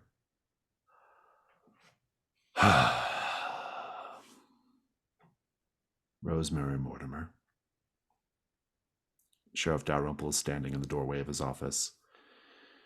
Lyman Dalrymple. I was actually waiting at Alice Ollinger's house, hiding in her pantry for a time, thinking you all might come by there. I took some liberties with her foodstuffs. Hopefully she won't be too upset about that. But you never came by. Happily, I saw you all splitting up and going your separate ways when I made my way over to Miss Ryan's house. And eeny, meeny, miny, mo, I picked you to follow. Mm. Now, Rosemary Mortimer, I know you know me well enough by this point to know that I cannot let you leave this office alive. Why are you It even doing pains this? me. Why am I doing it? I'm doing it for Brindlewood Bay. Everything is for Brindlewood Bay. Brindlewood Bay? Yes. No, come on. Yes. If you were doing for Brindlewood Bay at all, you would have at least been a better detective. You would have maybe picked a different job that could offer some semblance to your community. No. You have it all wrong, Rosemary. What, you're bad on purpose? You got it all wrong. Brindlewood Bay is going to be the site of the awakening of humanity's new consciousness. We are going to be the gateway to the bold new world that the Midwives of the Fragrant Void have prepared for us. Atticus Whately has a vision, and he told us all about it in his different ways. Over the years, he's communicated with us in all the ways that people who are trapped in the underworld can find to communicate with those of us who are in the mortal coil. And now he has returned, and I have to see his great work through. Mm-hmm. I'm very sorry, Rosemary. I have to shoot you now. And he pulls out his piece. Mm-hmm. What do you do? Have I encountered Sheriff Dalrymple with the Sherlock Holmes move before? Well, you're kind of meeting him anew because this is like a new attitude of his, I guess. I'll let you have it. Okay. This is less about what is on him specifically, but rather what he left also in his desk, which it was another gun. He has another gun. Very good. I like it. So you're just gonna it's gonna be like a shootout. You're gonna shoot faster. Is that the idea? Yeah. I love it. Let's do the night move. Well, it's still the day move. The day move. What do you afraid is gonna happen if you fail? I'm going to get shot. I think that's probably right. You're gonna make this with composure and go for it. Mm-hmm.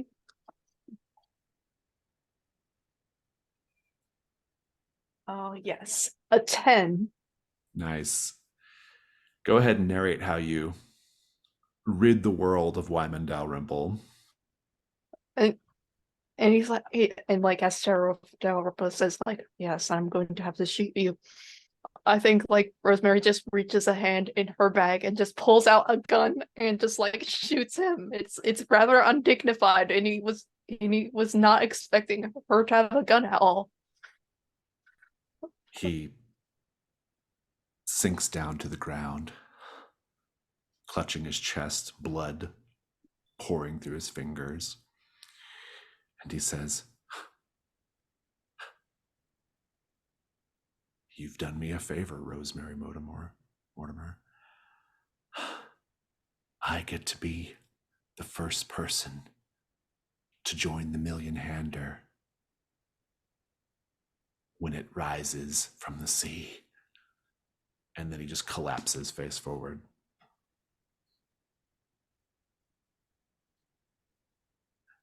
Alice Ollinger, hooves stomping behind you, a doe basically headless at your feet. You see now the thing that is chasing you. It is an enormous centaur. Its flanks are probably like head height, and its torso is perfectly clear. The skin almost looks like a rice paper wrapper. and inside there's an enormous insect, like a grasshopper or something, growing inside the torso. And the centaur says, "Yea, it is true that I bear the curse of Tithonus, but I also am blessed by Lady Artemis to have this hunting ground. You do not seem like worthy prey, and yet nevertheless, my arrows wish to sing and silence themselves only when they pierce your breastbone. I will give you a moment to run." What do you do, Alice? You know, Jason Cordova, TTRPG designer, writer, and game runner extraordinaire. This reminds me of something that Amanda Delacour once did. Uh, um, this reminds me of a specific story. It's one of Alice's favorites. It's called Dead Shaft, which is a archery term for a an arrow that doesn't bend. But it's very fitting because there is a like a Amanda Delacour goes to visit a friend of hers who is like a very wealthy Englishman who owns like his family's estate and everything. And people start ending up dead, getting shot by arrows by this mysterious horsebacked hunter that wears a mask and everything. So to outwit this master of hunting and tracking, Amanda Delacour does the oldest trick in the book when you have somebody stalking you, your prey. A little something that she saw out of a movie about a person being hunted by dinosaurs that is not Jurassic Park, but setting up a hat, setting up a distraction someplace so the hunter sneaks up on that, and then out of nowhere, she takes care of this hunter, just hitting him in the face with like a flare gun or something that like brightens his eyes, like makes him go blind, and then using his own wits and tools of hunting against him, catches him, which is what Alice is going to do. Alice it. is going to set up a distraction, um, I and love when it. the centaur is like creeping up, is going to strike.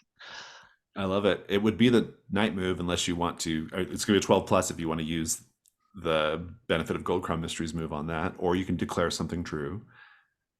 We'll do 12 plus. Alice Ollinger did not come here to play with the centaur. Alice Ollinger is looking for Corinne Whaley. Describe how you defeat the centaur. I think the centaur, like, she was walking up to the ninth step, like psyching herself up and everything, and all of a sudden these arrows started going out, especially after this deer's head exploded, and just went into like just focus mode and went running, like doing a serpentine move into the woods, sliding down an embankment and then stopping, and then taking her flannel off and kind of putting it over a rock, a boulder, so it looks like somebody's hiding behind a log. You hear the hoof, uh, like the hoofs beating into the mud and the muck, in this like shrouded wood. The arrow, um, being knocked into place, the tension of the bowstring, and then the centaur being, "I found you. What a pitiful quarry you must be. Barely worth an arrow." And then there is a twig snapped behind him. He stops and he turns his head and goes, "Is it worth this, huh, big boy?" And then flashes the camera right in his face. He goes, woe is me. I've been vexed by some bright light. And it is like trumping around like a horse, being all confused and everything, and conveniently just tumbles down the hill, stabbing itself with its own arrows as they fall out of the quiver and everything. Just a noises off kind of reaction. And Alice just looking down the embankment going, "What a isn't that funny? Isn't life just funny, huh? Isn't it just 1 minute you're at bed and breakfast, next you got a horseman chasing. Is that a centipede? Hey, you're back." Well, we're about to take our last break, but before we do, Doll, you and Danny managed to get up into the lighthouse when you step through the threshold of the lighthouse door near the bottom of the lighthouse, you have this sensation like your stomach dropping, like when you go downhill on a roller coaster. Also, there are no echoes. Danny notices it first. He says, "Mom, listen, my voice isn't echoing." In fact, no matter how loud you speak, you can only speak in a whisper. Let's paint the scene, everyone, but we'll do it when we get back. But the question is, what evidence here at the bottom of the lighthouse inside suggests that the lighthouse keepers through the years have had strange beliefs? Let's take 5. We are back. The Million Hander arrives exactly at 3:20 Eastern Time. So, let's paint the scene about the strange light keepers, or lighthouse keepers, and their strange beliefs. Whoever wants to go, take it away.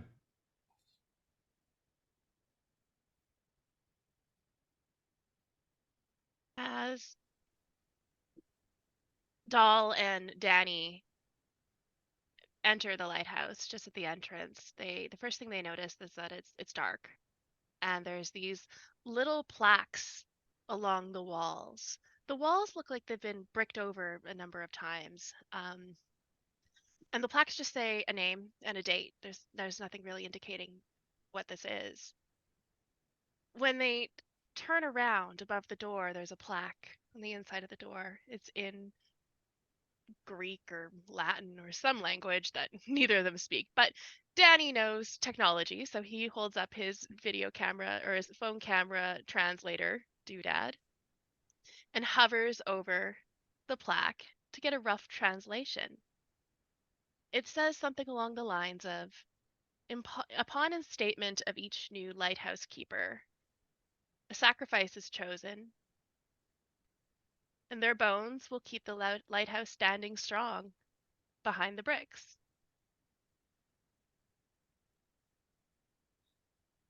Fantastic.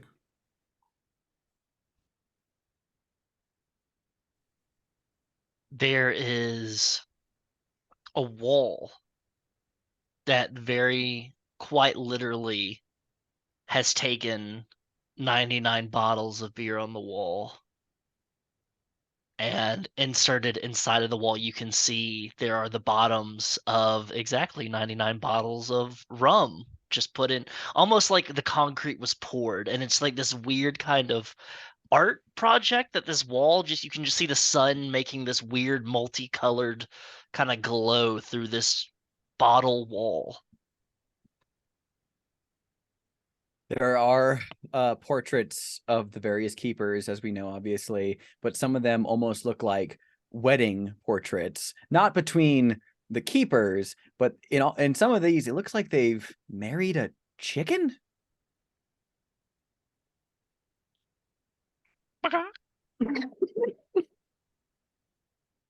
The steps, I imagine that you're going up, and they've been numbered. 1, 2, 4, 5, 7, 8, 10. Multiples of 3 are missing.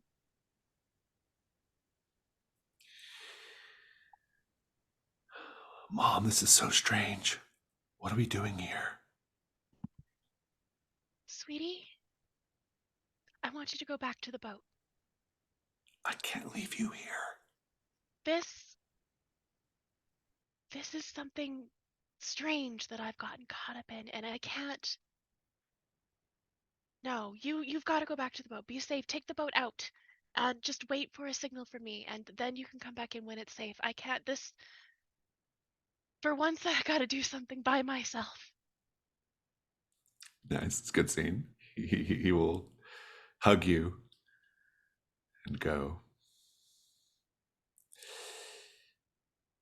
Meanwhile, somewhere We don't know where.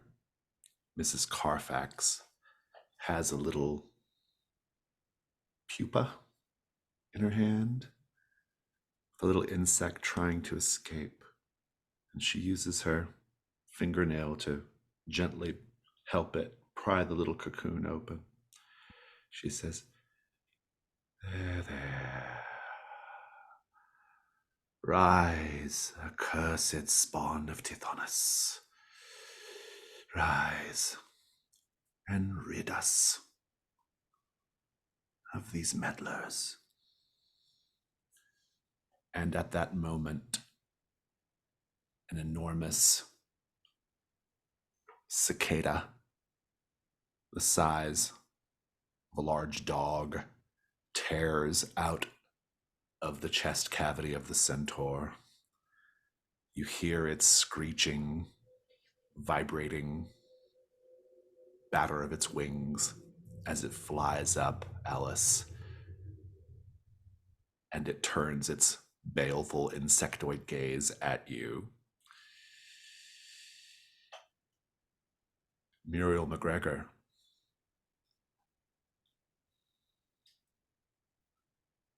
Etienne Beauregard. Remember him? Yeah. Where'd we leave him last? Back in Dad Overboard. He's still working at the fish market. I don't think anything ever was going on with him, so He's don't know. approaching you because the fish market's near the harbor master's office. Yeah. He's approaching you and he says, "Oh, Ms. McGregor, isn't it?" Oh, I'm Etienne. yes, Mr. No, No, Etienne Beauregard. Yes. No, the fish market. I remember. It's been about what, a year? It has. Are you okay? Yes. I'm as good as I've ever been, actually. Oh, I don't like it how you say that. I've decided to become one. Okay. I've decided to become one with the many. All right. Okay. I thought I should probably find someone to tell my last wishes to. And, well, I was going to tell Isaiah, but I don't know what happened to him. But here you are. I just killed him. Oh. Mm. Wow, how wonderful for him. No, I mean, maybe, I don't know. Shush. Don't tell me your last words. Why? Answer me that first. Why do you want to die? You can see he has a big fish gutting knife in his right hand. He says, "I don't care one way or the other about dying.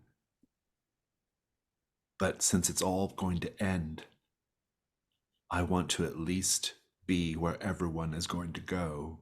I want to become part of the whole. I want to take the 9th step into oblivion." No, you don't. The world's not going to end, dearie. I'm going to make sure it doesn't happen. You have something to live for. You're an He braces entertainer. the knife harikari style. What do you do? You can try to convince him to stop, or you can try to something more drastic. I'm not the most persuasive lady, but I also feel I want to try talking him down. Why not? Let's see how that goes. Yeah. Try convincing him he has something to live for. Yeah, you've been doing that. Night move. What are you afraid is going to happen if you fail? He's going to kill himself. I think that is true, but he will first try to convince you to join him. Oh, don't like that at all. So go ahead and roll with presence. See how that goes. Not great at this, but I'm running low on items. I want to save them. Oh, not bad. It's a 9. I think that you will stop him, obviously. You'll succeed.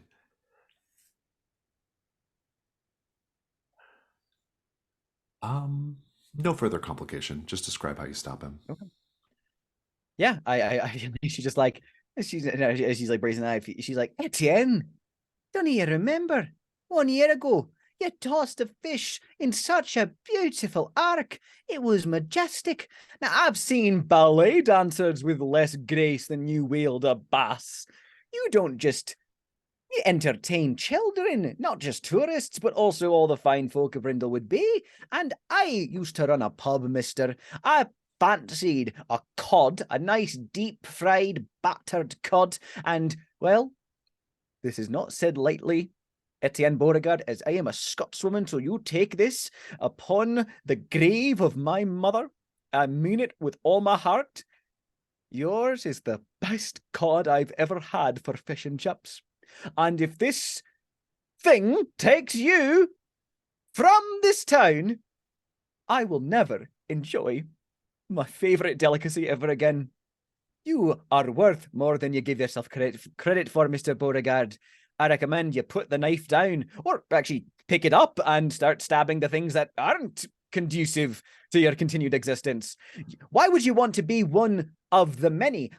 One more thing. I know how your employment works. Would you rather be getting tips individually or distributions that drip down from the collective gestalt? Because trust me, that trickle down doesn't work. He says, cod. Yeah, fish and chips. Fish. Les poissons. Les poissons. Les poissons. He. Oh, oh, oh. That's the spirit, Etienne. That's the spirit. Now, I recommend you pick up a basket of cod and start swinging the fish at whatever does not seem conducive to life. Indeed. Fight back! Indeed. Rosemary Mortimer, what do you do when you're done with Sheriff Dalrymple? Well, probably this is... You know what? I'm gonna, like, take a look in his pockets for his cell phone. You can find it, no problem. What contacts are in there? Very good. You can do that as a meddling move with reason. I do also want to use to cross-reference my Rolodex of information. Okay, so, sure. Yeah, good. So, yeah, advantage.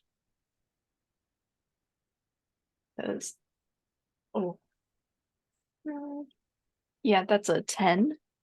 Good. I'll give you a clue when we get back. Alice Ollinger, there's a gigantic cicada flying right at you. What do you do?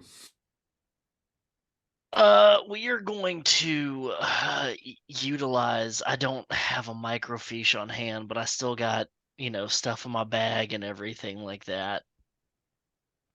We're going to use that big old notebook of cold cases that stick with me and bother me to knock this thing out of the air.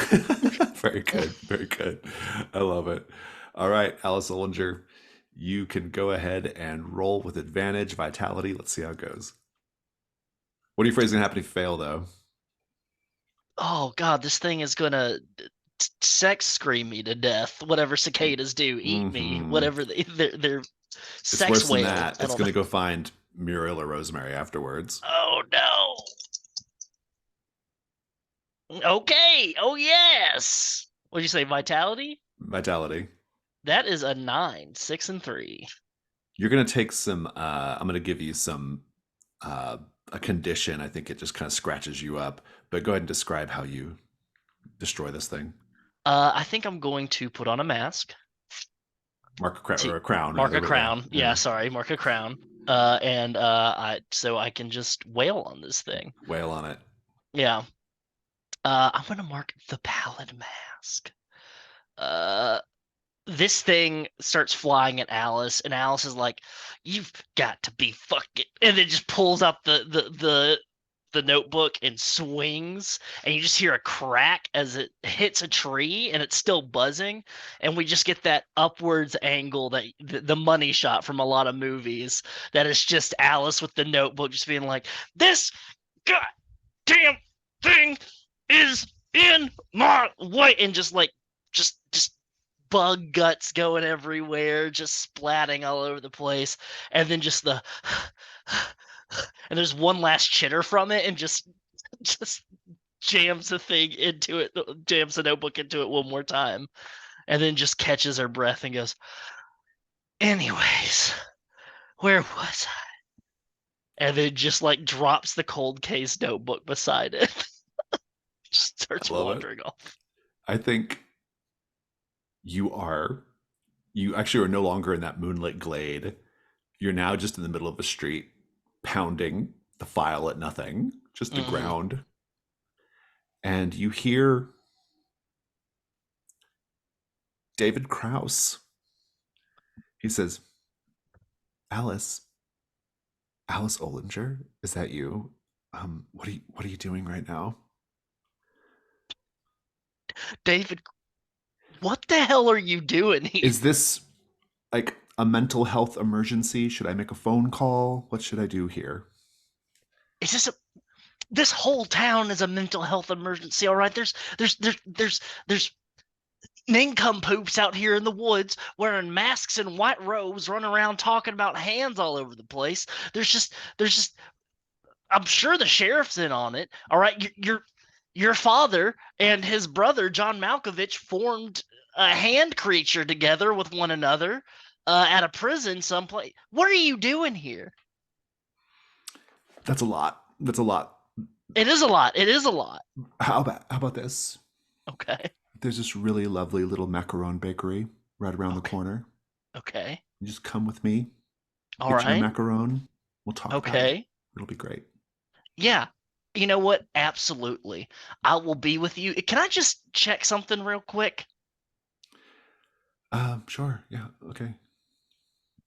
I want to check the body of the centaur to see if there's anything left behind. It's nothing. It's all gone. There's nothing. Yeah, it's all gone. It's all Yep. gone. There's nothing here.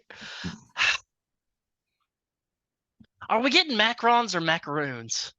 Macarons. And I love that you know the difference. I'm a woman in my 70s. How could I not? Lead the way, David. I guess. He like takes your arm. Yeah. It's gonna be fun. Let's go. This is. Doll, give you a meddling move here in the lighthouse. What do you do?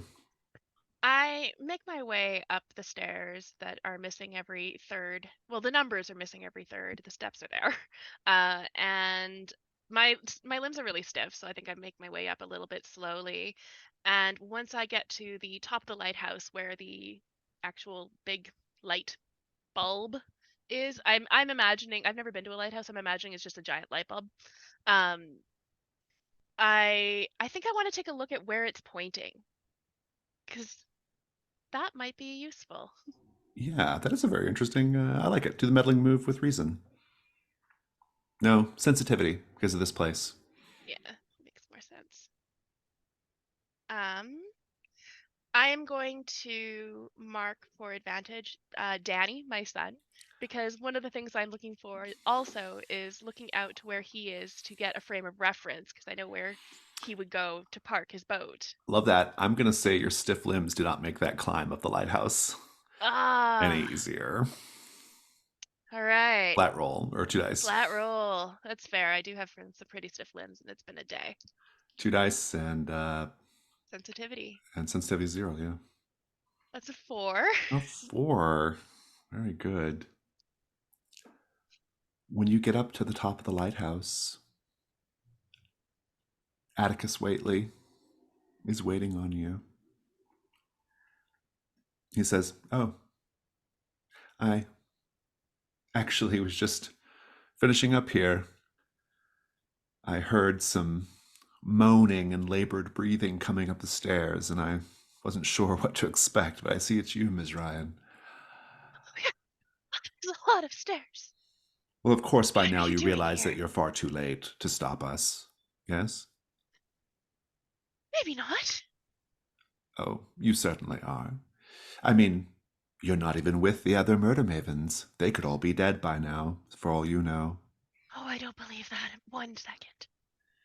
And then there's the sticky situation of you're all going to have to get back together if you're going to try to find out where we're at. I assume that's what you're trying to do, is to figure out wherever the place of the final crowning is. It's all very silly, this birthing Greek mythology stuff. I don't really buy into that. The midwives are just a convenience for me.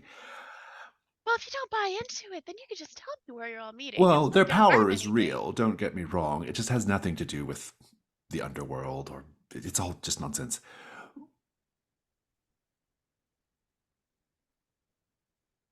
Wait, if it's all nonsense, then what are you doing? Well, the Fragrant Void isn't nonsense. There is a creature that we are trying to summon. I don't call it the Million Hander, but that's just silly midwives talk. What do you call it?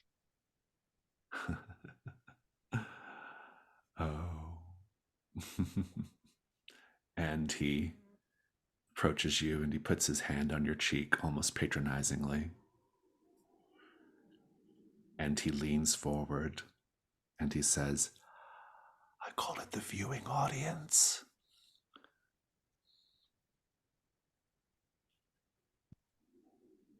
And then he gives you a short, sharp shove down the stairs. It's the night move if you wish to avoid this. What are you afraid is going to happen if you fail? I'm gonna be a broken heap with a broken neck on the bottom of the stairs. It's worse than that. They will go grab Danny as well. Please go ahead and roll. It's probably vitality, actually. Vitality makes the most sense if I'm falling down Yeah. some stairs. And stiff limbs, too. I'm going to mark my houseboy Gerald from my cozy little place. You see, there was a time where Gerald was showing me how to do yoga, making sure that I would be flexible and bendable in my old age. I never really understood why he was so insistent on this, aside from my health and longevity, but he really wanted me to be able to stretch properly and be very flexible. So I have really gotten a lot more flexible and bendy in my old age now. I love it. Roll. Oh, that's a 10. Very good. You have control of the situation here. You can choose to not fall down, or you can fall but be okay. It's up to you. However you want this to go. I do fall, but I do that like kind of fakey fall from like rom-coms you're like and stuff. pretending to fall, like ah, Yeah, like ah. yeah. And then as soon as I get down to the bottom of the lighthouse, I'm off as fast as I can. I'm running. You have 14 minutes left to adequately answer the question of where are the midwives going to call forth the Million Hander. Where is the place of the final crowning? You still owe me a clue, Jason. I do still owe you a clue from what was the clue from? From me going through Sherdarable's phone. Oh, that's right. I will give you a name. The clue will be a surprising contact. You can give it. Okay. As you wish. Do we just crack this open and dive right into it? Can we do that now? You can do it out of please. character, absolutely, and then get all the girls on the party line. Mm-hmm. I still think it's at Monkey Point. I think like it's going to, like, not like directly in the village of Monkey Point, but rather like at like the base of the cliff where the lighthouse is, I imagine. Like, So basically right where Doll is right now. yeah. Where Atticus essentially is, right? He's like Yeah, like where Atticus is, because like I got something. Yeah, I actually like that idea a lot, because we know that there are cliffs in Monkey Point, so it's like, the idea of being like, okay, so there's the lighthouse on top of these cliffs, and they're like shale, like white cliffs or whatever, and there's maybe like, we know that we have like the birthing canals, these old tunnels like wind through the area. Very possible that those connect there. But here are some clues that I immediately think: piece of frayed rope speckled with blood. Could absolutely be from the lighthouse. Could be because where did we find that again? that was in the truck. Yeah, Correct. it's straight up could have been maybe they murdered the previous lighthouse keeper by like hanging him or something like that. Mhm. And like just Isaiah reclaimed the rope. And that could be like because they were using this area, so they were controlling it. The oily footprints. What if the reason it's called Mucky Point isn't because it's just a gross looking area, but because it was a oil. Like literal This like viscous, like briny substance, like a Mhm. it's this natural briny oil. substance. Yeah, like it just infuses the land. It's called Mucky Point because it is like this weird, gross kind of place. So that'd be Gerald's footprints because it's indicative of the area. The old treasure map is because like we know that Mucky Point was the first founded area of the town, right? Like because back in like the a colony, like colonial period, wasn't it like the first settled place? Yeah, it's what Brindlewood Bay was called Mucky Point originally. Yeah, Yeah. because Yeah, of this whole yeah. area. So Mm. it's like this whole like, and again, leaning back into the smuggling tunnels, attaching this clue, the treasure map is this old like 17th century treasure map from the region back when it was still the English colonies. And yeah, like the clues of like munitions, ale, coinage that was from the like the colonial period, maybe even bleeding into the Revolutionary War a little bit, of using these smuggling tunnels of where either Yankees or the Redcoats, were storing supplies here and there and around places in these tunnels. Yeah. And again, that would also tie the sand in because there's a particular type of sand up on the beaches near those shale cliffs of Mucky Point that would already Maybe incorporate. connected to this sort of like we already described the caves last time as having some kind of weird like organic matter in them. Mhm. Like they composed of like a bunch of like fossils from dead sea creatures. Yeah. The lighthouse of Alexandria just points to the fact that the lighthouse is a place of power. So like they built it underneath this whole like lighthouse area.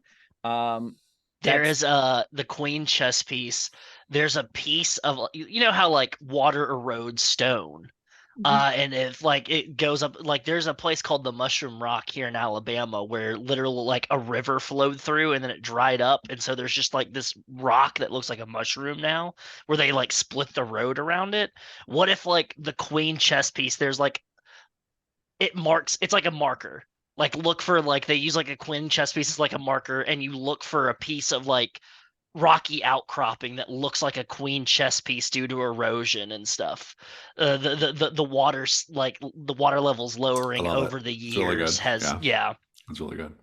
Yeah, and it makes sense like why Isaiah is making phone calls to like a singular place. Like Isaiah's the harbor master. He has to like call the lighthouse like for both his So job he was as making a lot of calls to actually that would be very conspicuous because no one uses lighthouses anymore. That's not like in the modern day. They have no use like that. Yeah. So yeah.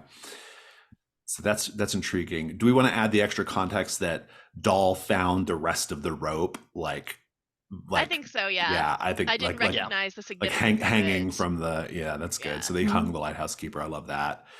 I want to say that the newspaper clippings of child abductions that Dalrymple had, they are from when he and other Ninth Step people years ago when Brindlewood Bay's population started dwindling, they started kidnapping children and bringing them to Brindlewood Bay, raising them in Brindlewood Bay in order to raise these children with the mindset so they could be easily converted to this cult when it's I think started. I'd like to add the fun extra context that all those people ended up in Mucky Point. They're they like live in Mucky Point. They they're Mucky Pointers. Yeah, that's really great. Love all that. A surprising contact. Surprising. What is a surprising contact on Dalrymple's phone? What if we think about this from like the television perspective of like, it's like, Rosemary looks at the screen, there's like no way, and then like we get to cut to it as like a reveal. What is the name of? Let's get Gonzo here. Can we top John Malkovich? Can we do something crazy here? Can we do something real crazy on top of all this? Is it Laura Dern? President. Like I don't want to. What about Heath Hendricks, the producer of Great Brindlewood Bay? I wouldn't say that's that. Well, no, that wouldn't be surprising because he's from the BBC and the BBC is evil, so it would be expected. That's fair enough. Yeah. Because like I think it's just more surprising if like it's Dahl recognizes the phone number. Because like the content is just like saying like just get like giving roles to like various people, but you recognize the phone number. Who is your secret girlfriend, Joel? June Willoughby. June. Is June it Will. June Willoughby? Oh my god, that And would a be amazing Willoughby. because And the Willoughbys are the descendants of the Deep Yeah. Reaver crew. They are, yeah. Mhm. and The Doll Willoughbys are the wouldn't oldest recognize family. a phone number. She's terrible with phones. So It's- the it- fact oh, I that she think- knows this number would have think to be it's somebody June. she's very close to. It's gotta be But what's the June. connection to Mucky Point? I mean, in the Um, lighthouse. I think I'm Oh. just saying that since like June Willoughby is like the descendant, I would have to like confirm with Manda on this one.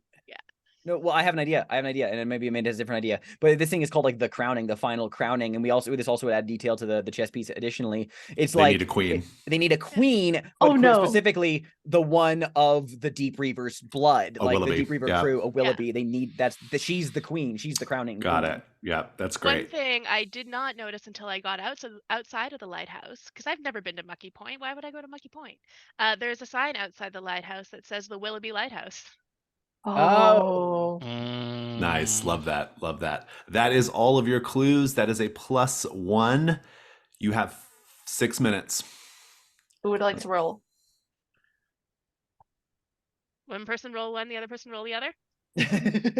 We want to split the role? Split the roll. Split the Yeah, let's split the role. responsibility. Fucking do it. Me and you? All right, Wes, I'll roll one, you roll the other. Yeah. Blue or orange? Orange, obviously. Okay. Why would you ask me that?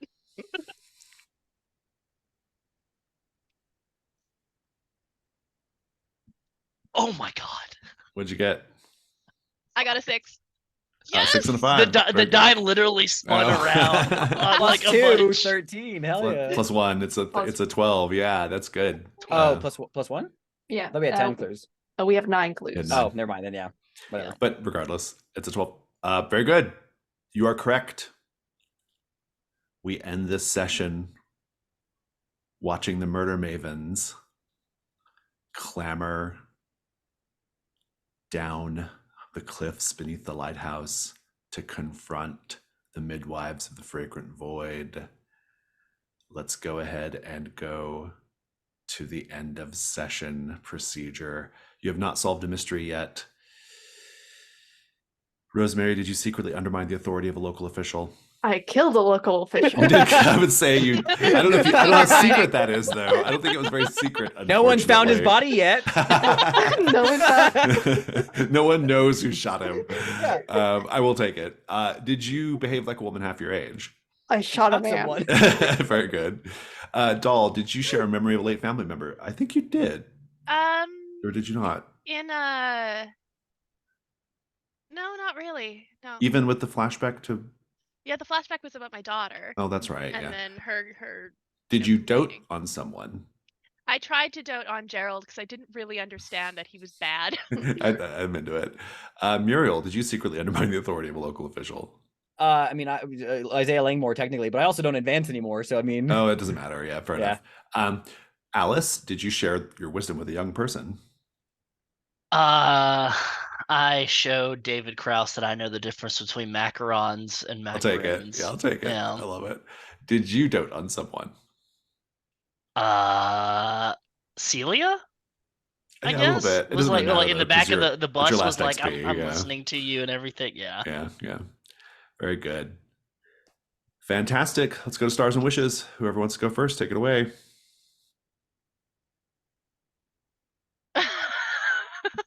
This I- was. Ah.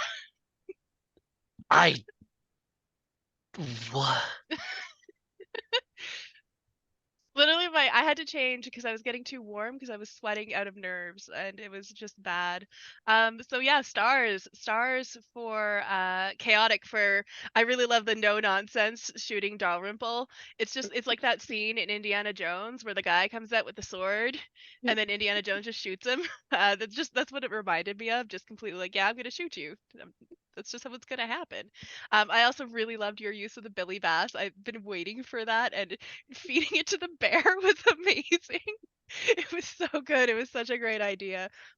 I really loved all the interactions with Muriel and Lucario and Isaiah, like that whole three-way weird phone conversation with Isaiah just getting more and more mad was so perfect, and it had a really great tone of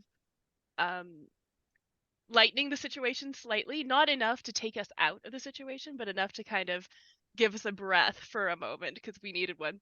And then all the conversation with Etienne as well, the cod and the les poissons, that was really, really entertaining. I loved Alice and the centaur, and I also really loved your taking the book and smacking the bug to death. That was really great. That was a great moment. It felt very Alice. And I really liked that you kind of went off into the sunset at the end with David for a little bit. That was nice. Just a nice little rendezvous, maybe. Jason, what the hell? This was nuts. This was bonkers. All the TV Odyssey stuff, the stuff with the servants and the servitors, Gerald, like everything was so fast paced and awesome, and yeah, I can't wait to see what happens next.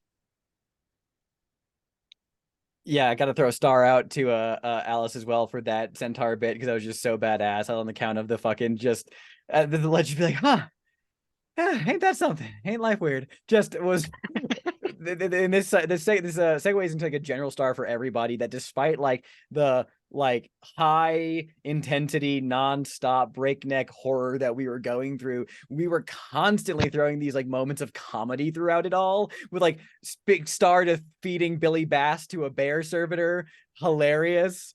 That was really funny. I got a star. Amanda, you went from being on a dildo drought to shorting the dildo market constantly. That was so funny. It didn't feel too much. It felt like proper. Yeah, I gotta and then I will echo the star to Jason though, but specifically, as much as I don't want to star this, I feel like I should. I'm gonna star Mother Lover 69 is for a servitor that's blessed with the Oedipus curse or whatever it is. Funniest goddamn username you could give. So the big star there. Yeah, my wishes are just like, holy crap, we're gonna end this thing and we're gonna throw hands. I guess is my condition marked by Isaiah Langmore cleared, or am I haunted by his? No, I think it's cool, cleared. awesome. Yeah. I'm happy clearing that at this point in the story. But yeah, no, I'm just excited because that was rad as hell. I'm ready to take it the showdown to write to them, and also the TV Odyssey stuff gets a big star. I was so stressed this session. I have 2 crowns left, so like Jason just putting me in so much danger. I was like, oh god, how can I use my my last like, what was it like I think I used my last 3 cozy little place items. I have so little stuff, y'all. I'm in danger. Well, and you've only got 1 crown that's not the void. So yeah, you basically have one save essentially left. Yeah, but oh my god, just like the build up to like Gerald, because like as like we were doing like the our previous crowns at the start of the session, and Jason just messaged me, hey, you've got Gerald. I'm like, oh god. But just I've got to echo what everybody said. Everybody's characters was on point this session. Just really funny and very scary. Just I had a great time. The people watching the video don't know this, but I started killing side characters in Discord before we even started. So the idea being that this was going to be a high pressure scenario, side characters started dropping before we even began. And so that was a sort of like preview of what was coming. I knew from the beginning how I wanted this to go. Like I wanted it to be this like very action packed, very fast paced, very like just completely over the top gonzo kind of experience. I knew I wanted to tie in the TV Odyssey stuff and make that a fun little side thing. And I think it all went off really great. I particularly love the tone. We would go from this like horror, bouncing between comedy and horror like almost effortlessly, and it was really, really good. So just yeah, stars to everybody for that. The bear and the fish thing was so funny. All the stuff with the house, Gerald, and everything. That was all just hilarious. It was so good, and like creepy and weird. Star particular for the Mark of Eros, that was really fucking twisted, and I was really here for it. It was so good. It was really twisted while still being PG-13 somehow, so that was really great. Really loved the confrontation with the centaur and Alice was a lot of fun. And also, I mean, all the little final confrontations were really good, or the sort of penultimate confrontations. Muriel and Isaiah, Sheriff Dalrymple and Rosemary, just really good stuff all around. And I don't think next week is going to be a very long session because we're going to do the finale and then maybe just do a little sort of like, kind of like review or whatever of the whole series. But I'm excited for it. So yeah. Any other stars or wishes? Star to you, Jason, for this breakneck speed. I had anxiety highs the entire time. I feel so bad. Everybody got so stressed out. I was like, nah, it was good. Yeah. You got. I'm getting my money's worth of my anxiety medication, so we're good. And like this is, I don't know, it's just so wild. And like I was just trying to think and like keep on. I don't know. It was just so good. Everybody seeing everybody use like mechanics as well. Every part of the animal got used. Yeah, it was great. Yep. Which is, I think, is just like a testament to us as players. Use the GM, like use the keeper, just like a really good culmination of all the episodes that we've done leading up to this. So it was fantastic. God, just really like I had to check my Robinhood account because of all of the dildo stock. That's just like it's a supply and demand, and you're just like really like I should sell right now, but that's insider trading, so I can't really do that. So good. And then of course, chaotic, just I can't wait to vote for Rosemary for sheriff. Fingers crossed Rosemary makes it to the finish line, but I can't. If we have to, I'm gonna put a 10-star on her, whether it's posthumously or in real time. We'll see. Just what a great election that was. Very quick, to the point, fantastic. Nothing more needs to be said. Alex, Muriel feels it's been a descent, but now Muriel just feels like wild-eyed during this whole like thing, just like a kid that had too much Mountain Dew, and it's fantastic, and just like so tired, and you can tell, and it's so good. Never not entertained. Yeah, and my wish. Oh, geez. I don't even know. I don't even know how next week's gonna go. It's probably gonna be very short. It might be. I don't know. Who knows? I don't know. Head empty. You got a lot. You got your work cut out for you, Cordova. Or maybe we do. I don't know. I think you do. I think we do. I don't know. My work is done. It's. I'm in Central Time Zone. It's almost 2:30, and I'm tired already. I don't know what's going on. Oh, geez. Fabulous. Any other stars or wishes? More of a side comment. I'm going to take Sheriff Dalrymple's badge as well from him. You definitely should. That's how we do it in Brindlewood Bay. The new sheriff kills the old sheriff. It's proud New England tradition. Proud New England tradition. Yeah, exactly. I love it. All right. Well, everyone, that was really wonderful. That was like the fastest 3 hours ever. And I look forward to seeing you all for the finale of the campaign next week. Wave goodbye to everybody watching the video.